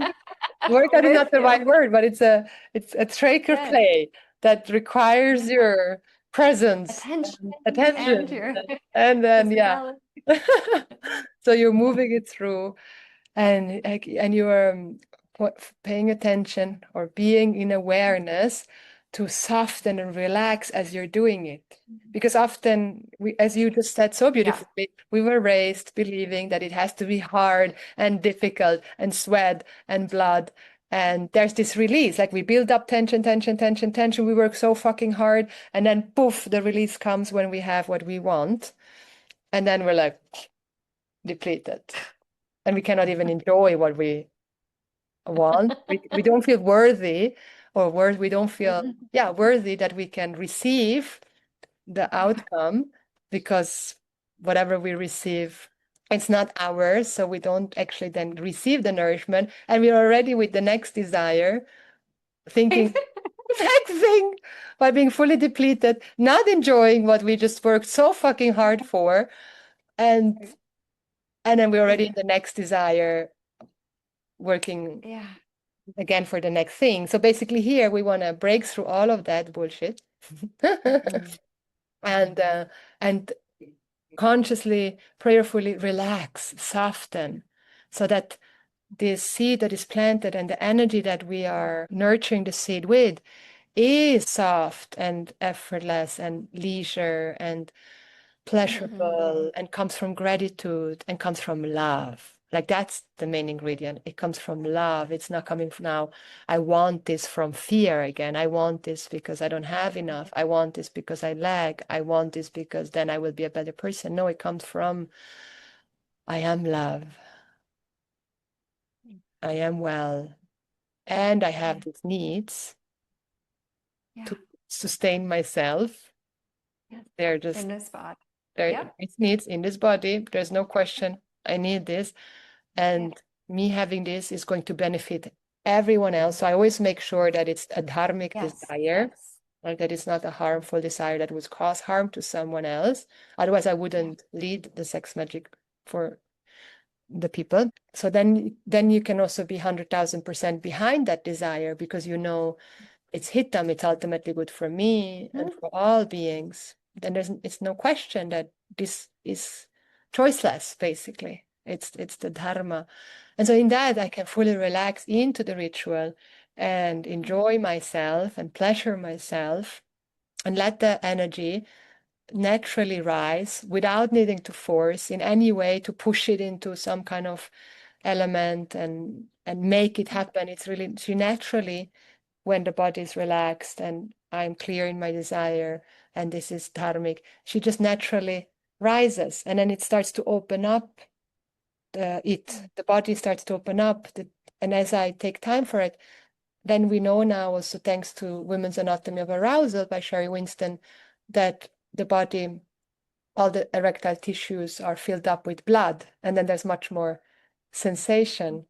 That's why women, the more time we take for arousal, actually the core play, like I don't even call it the foreplay anymore, it's the core play.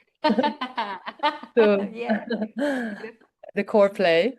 So from foreplay to Yeah. foreplay to breathe Perfect. Yeah. and touch and Yeah. sound and let the arousal take place in that state of relaxation, which is also not a state, it's your being, love without fear. You're naturally feeling then safe, and then in that safety, I'm going very detail here. And Great. then Oh, I'm in.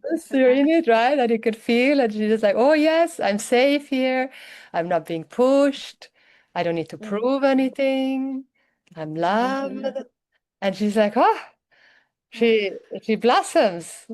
Uh, she blossoms. And then the fountain starts to spring. And then the fountain, the spring water just starts to enliven my womb and my navel and my heart, my breasts and my throat and everything. Oh, I can see more clearly. Like, and it Mm-hmm. comes all up. And I'm not afraid to actually see. I want to open my eyes. I dare to see.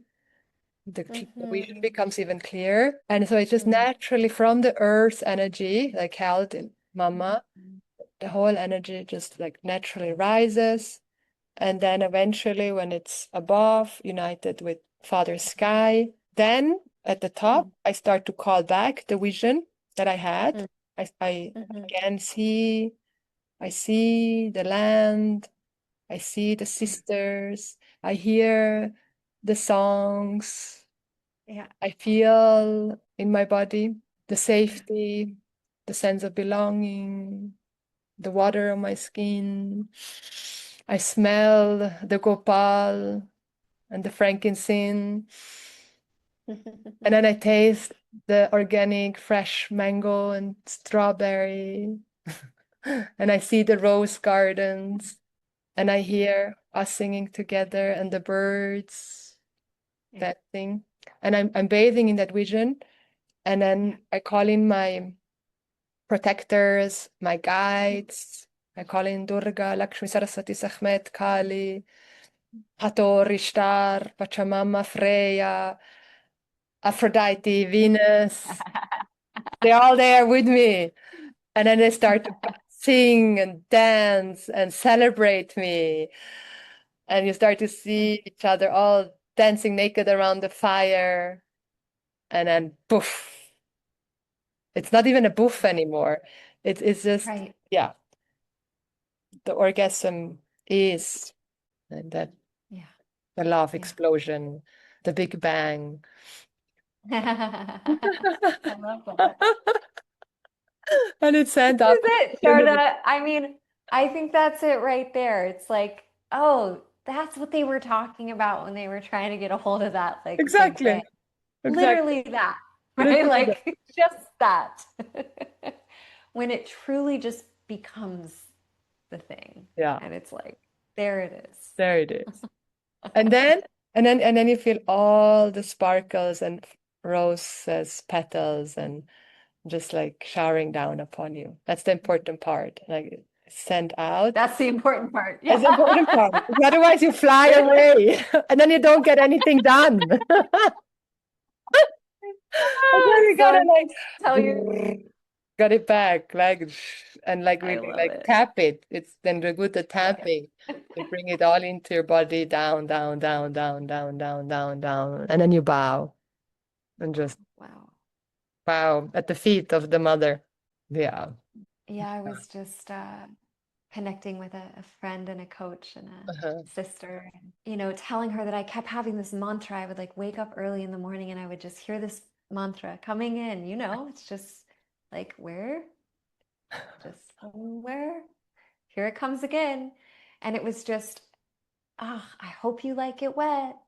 I We're hope you gonna like make it. it, we're gonna make it rain.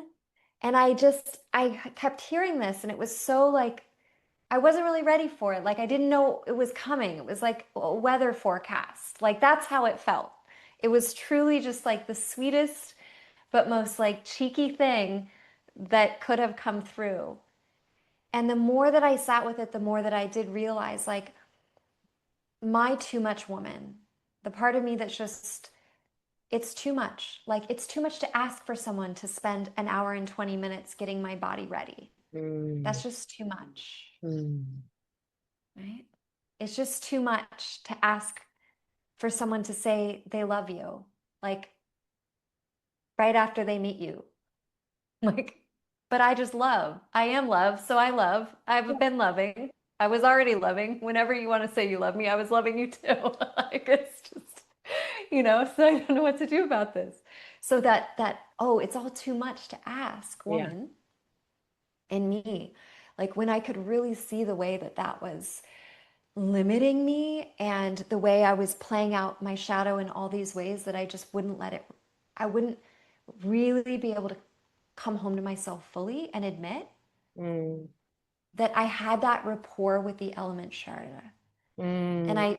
the way I was saying it is like, I kind of realized through that mantra and process, like, oh, of course, like I've always been the one that calls the rain. Like I've Mm. always been doing that for so many lifetimes.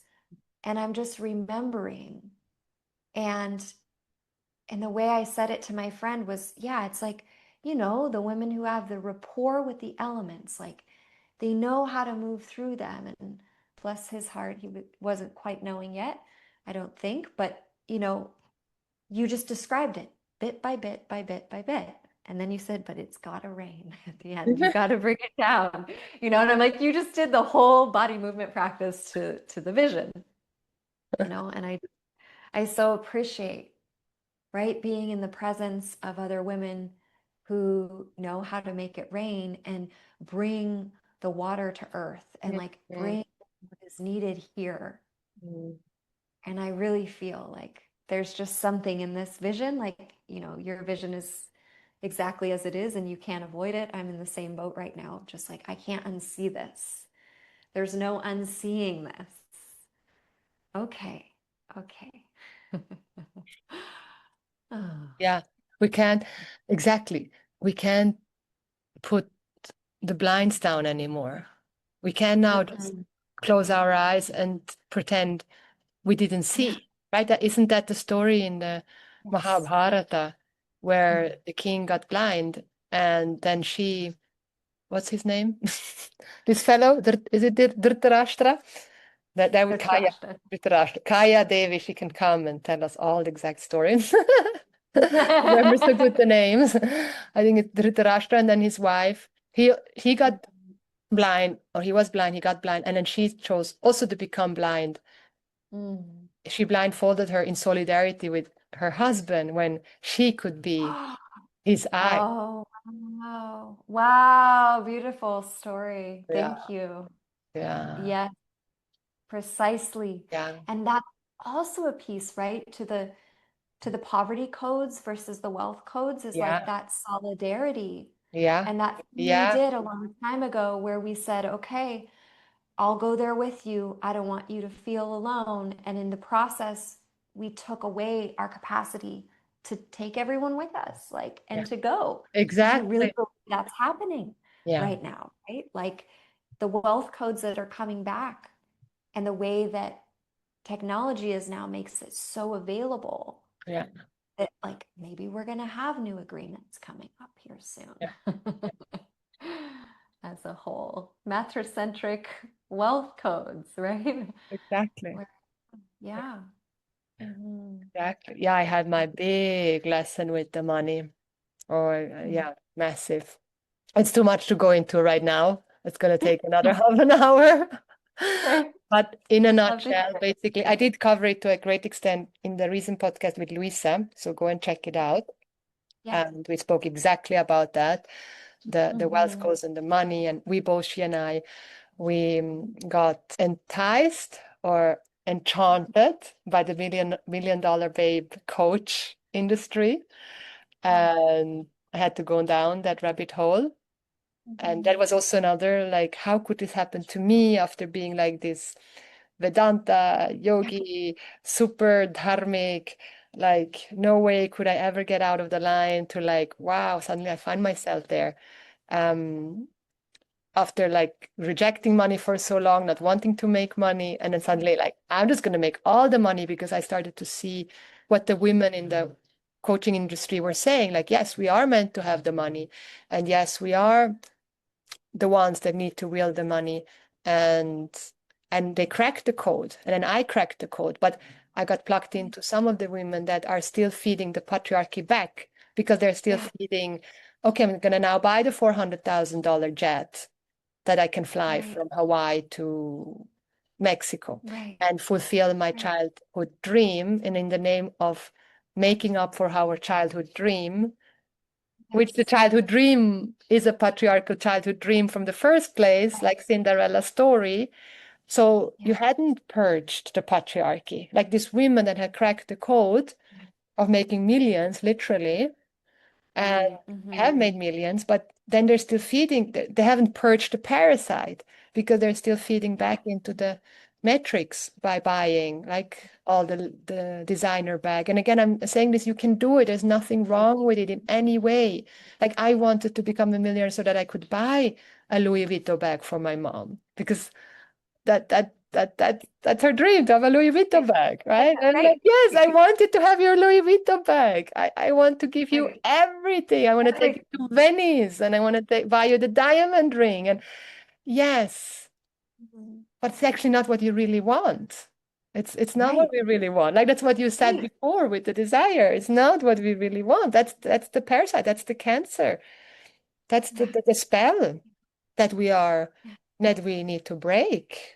And all the women in the coaching industry, like you're so fucking powerful, but then you're buying it, you're giving the money that you took from all the money that you received from all the women, I mean, and then you're feeding it back into the matrix. It's like, no, like imagine like taking all this money and now Bhumi Sehat's natural birthing clinic and mother-centered villages and cleaning up the ocean and food sovereignty and indigenous, which we are all indigenous, but reparation and reclaiming the symbols that we stole from the Vaidika tradition, right? And like the swastika symbol, and like there's so many places for this money to go to.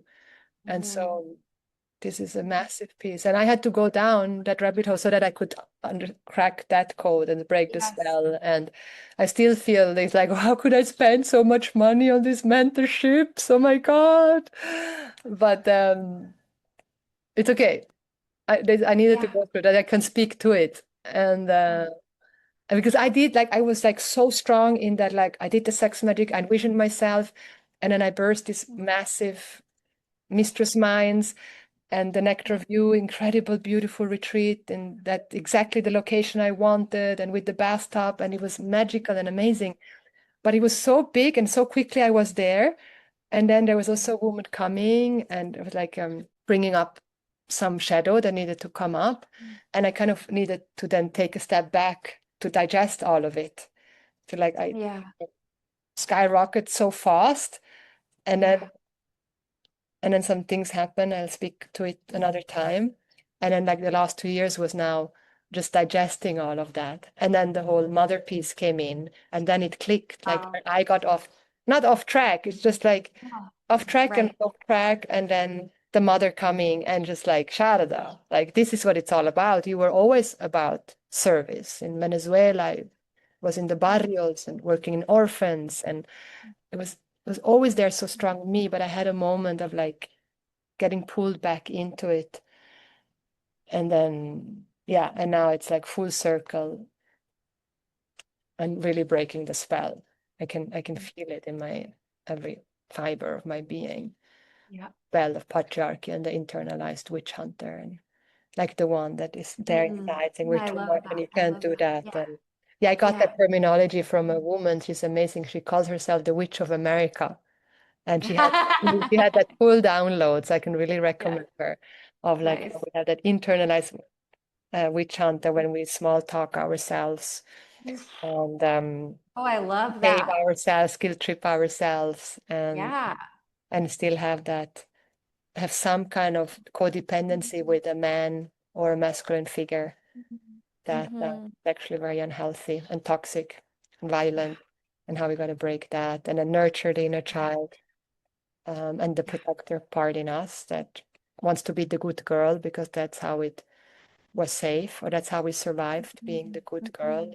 staying silent and closing our eyes, knowing but not speaking up because it wasn't safe to speak up and be. And now, and this is the moment. I mean, we're in pivotal times.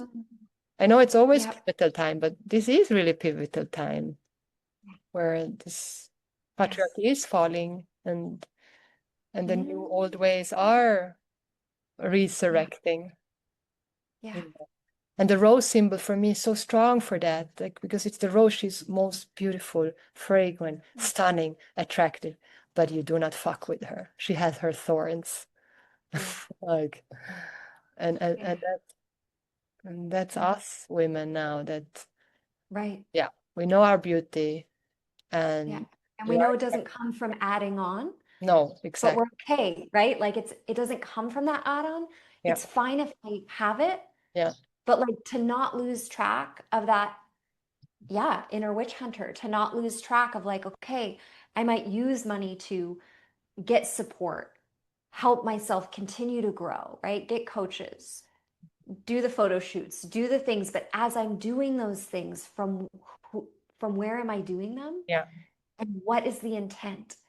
Right. And like the more I hear this, it's even like, so like the difference between having that fast growth with no clear intent for where that money was going, like boom, of course it goes into like this cycle because it didn't have that purpose, right? And you're just reminding me, and thank you for that, of just like, okay, I can feel growth coming. I can always feel it's just like having a baby, right? It's like you can feel things coming, but like before that happens, like know where it's going to go, like have a plan for that money, because it's very easy to not stay with that, right? Especially for women, because like we've been taught, like we said, to like have it, but then it's not really our own. So it's just we find every way to let it go. That was a big piece today for me. Thank you very much. Yeah. That link between with labor, but it's not ours. And I had that so strong in me. Like I made so much money, but I felt I couldn't keep it. I had to spend it. And yes, I spent it in mentorship, so great. I learned a lot and some jewelry and some ethical clothes, so at least that. And then all of that can be passed on to the women in my life. So it's all okay. I don't feel like too bad, but I feel like, yeah, the big amount in this like crazy expensive mentorship, like that was extremely a lot. And $60,000 to be honest. And yeah, there's a whole other podcast I can do that. And yes, it gave me like a massive piece so that I can speak publicly about certain things in my life. And but yeah, because as a woman, as a mother, like at the end, I'm going to question everything where I spent my money and how I spent my money. And if it's not fully in alignment, it does feel like Yeah. so yeah. Mm-hmm. And when we know where it goes to for ourselves to protect, to save, to sustain, yes, and to create the matter, the material that is really good for me and for all beings. And yeah, but that's a massive piece. Thank you very much. Because for me, it was just like, and also me being Filipina, like my mindset is like my dad came to the Philippines as the 15th child. He was the 15th. My grandmother, Lola, honor her. She had 15 children. And the 15th went to Europe, to America first, and then Europe. And then like the expectation in the Philippines is like you go to the West, you work, and you bring all the money back home. Like for this was for me, it's like, okay, all the money I make, yes, but it has to go to everyone else, and I can't really keep it for myself. And that's also not the healthy mindset at all. Right. And because women haven't been taught how to not even just save, like I'm almost like allergic to saving now because I feel like I did it really well for a while and I see Yeah. women do it really well, but it's actually more than that. It's like, how do I bring this money in and put it where it belongs? Yeah. Like Yeah. whether that's in land or in another way in real estate or something that just makes sense. Yeah. Right? we haven't even been taught like what makes sense. Exactly. So there's nowhere for it to go but to just sort of like leach out onto this like dry land, right? Where it doesn't like actually go in and like seed anything. It just kind of dissipates, Yeah. right? Surface. Yeah. Yes, exactly. Yes. Yeah. Mm, Thank you so much. thank you so much. And again, I feel like, wow, we could have gone down like four Yeah. rabbit holes and had a whole podcast. So I'm just so appreciative of exactly what came today and spending the time with you. Mm, Really, really beautiful. awesome. Thank you so much. Thank you, goddesses, and all those that have been with us, listening and being here with us in this sacred play of life and the war of love, of Dharma. And yeah, reach out to us, join us in the Mother Temple, remembering the Mother.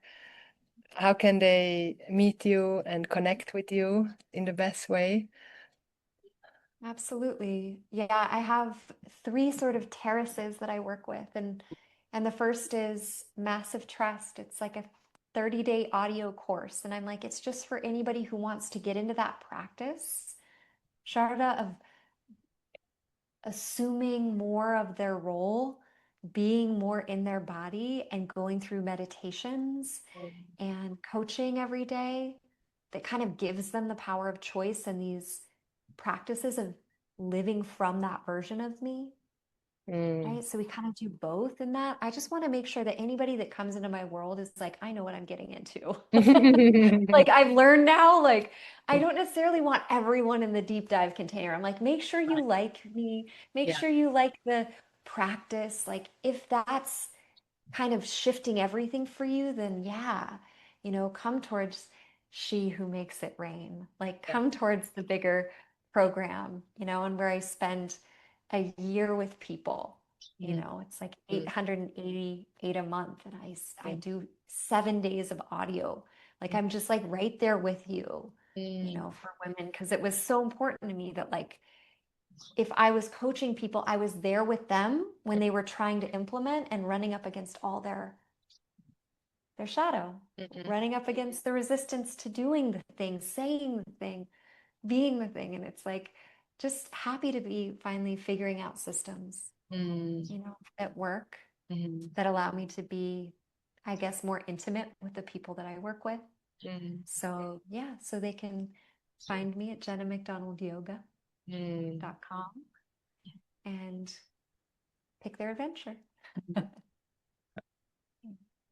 Yes, I love that. And what you said, like, not, I'm not for everyone, and everyone is not for me, even though we want everyone to join. And but we cannot. Like, even you see what happens to the cities when they're overcrowded, overpopulated. Yeah, yeah, yeah. So the right number. Exactly. Yeah. Yeah. Beautiful. Yeah. Thank you so much. And yeah, Thank you, Devi. welcome in the ways if that resonates and sits with you to Devi Village and the Devi Temple and the Devi School, and so many ways to dive into this and explore. And you will know quickly if it is your Yeah.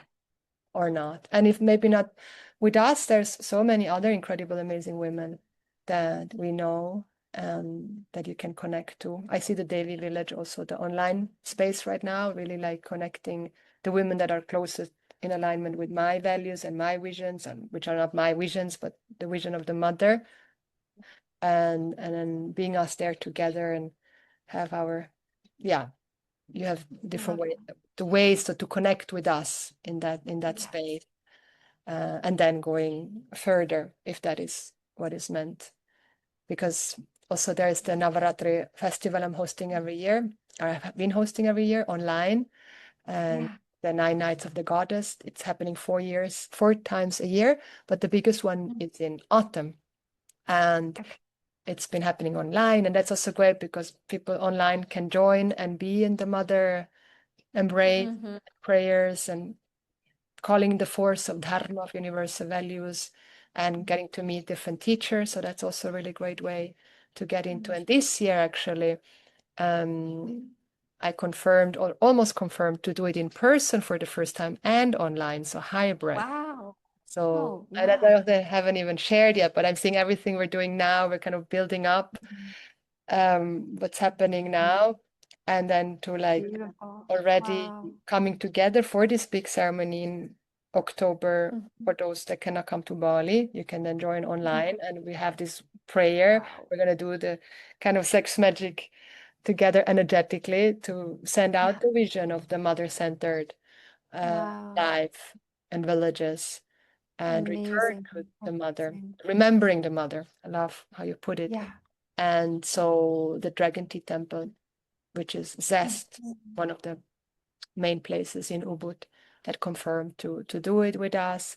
And then I got confirmation that we can go to the Mother Temple, Baisakhi, Vasuki, to host the last night there. So organize buses and then go together. Oh my goodness. To the Mother Temple and offer our vision at her. So amazing to be there for that. Like maybe I'll come before. You gotta come. I was without my children. It's at like November. I like, you gotta come in October already. No, I feel that. I'm like, okay. She's calling you, the mother. Yeah, for sure. That was not hard. So Jema, thank you everyone. Please comment and share and like it if that feels right for you to do. And until next time. Oh, Jema. Thank you so much, brave heart, child of this earth, heroine and hero of your own myth. If you want to stay in the loop, join the Mother Online Village. It's a free Telegram group where I share almost daily Eros medicine potions. We're hosting mother grieving circles. And also it's a really great way to stay updated with everything that's happening in our world, in Devi school. We are now preparing for the upcoming Navaratri festival. Navaratri means 9 nights of the goddess, and for the very first time we're gonna celebrate it and honor it here in Mother Bali in person, as well as online hybrid. So also in the Mother Online Village, we'll share all the updates so that you can join the field. We have a shared vision, and the vision is to birth actual, real mother villages, beginning in Bali, hopefully in the Philippines, India, and the rest of the world. We're birthing our own Satya Yuga within this Kali Yuga, where mothers, children, women are at the center, a temple for womb healing and restoration of dignity. And if you are and feel connected to this vision, please join us in this movement. I also invite you deeply to join me this year for my 5-day Eros medicine journey immersion in Sweden and Portugal, where we're held again in the loving arms of Mother Nature, where we ignite the fire of transformation by being real and raw and authentic and sharing our deepest stories with each other, because that's the way how we grow and heal. And we're here to honor the womb of all wombs, the golden womb, our mother's womb, and our own womb, so that we can reclaim our sacred power. It will be an honor if you want to join me on this journey. And if you know that you have come here to lead and be a pillar and want to guide others to also breaking the spell of the internalized witch hunter and patriarchy, then join the waiting list for the Muse Golden Womb. It's my mistress, mother piece, basically. It's a 1.5-year container where you become a certified trauma-informed sacred sexuality Devi coach. Devi stands for devoted, embodied, vital, and integrated coach. It also stands for Devi, the goddess. This here is where you remember that you are a goddess, that you are one with all, and that you are the key to freedom. So we're beginning end of the year 2027, and if you feel this fire in your heart and the turn on in your yoni, then book a call with me, a connection call, and it will be my greatest joy to take you onto this journey of a lifetime.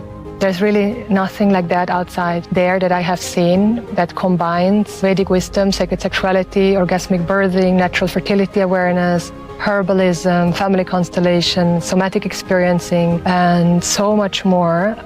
So it is really an incredible opportunity. And if you want to hear some of the stories of the muses that have taken the journey, just reach out. They would love to talk to you. If you loved this episode, if you love the Born to Feel Free podcast and the Born to Be Free podcast. If you love it, please share it with your family and friends and comment here what has ignited in your heart. Thank you so much for being you. I love you. You're beautiful. And see you next time. Jai Ma. From my heart to yours, deepest gratitude for your presence. May you follow your wildest dreams, live your highest purpose, and expand into the infinite, because that's what you are.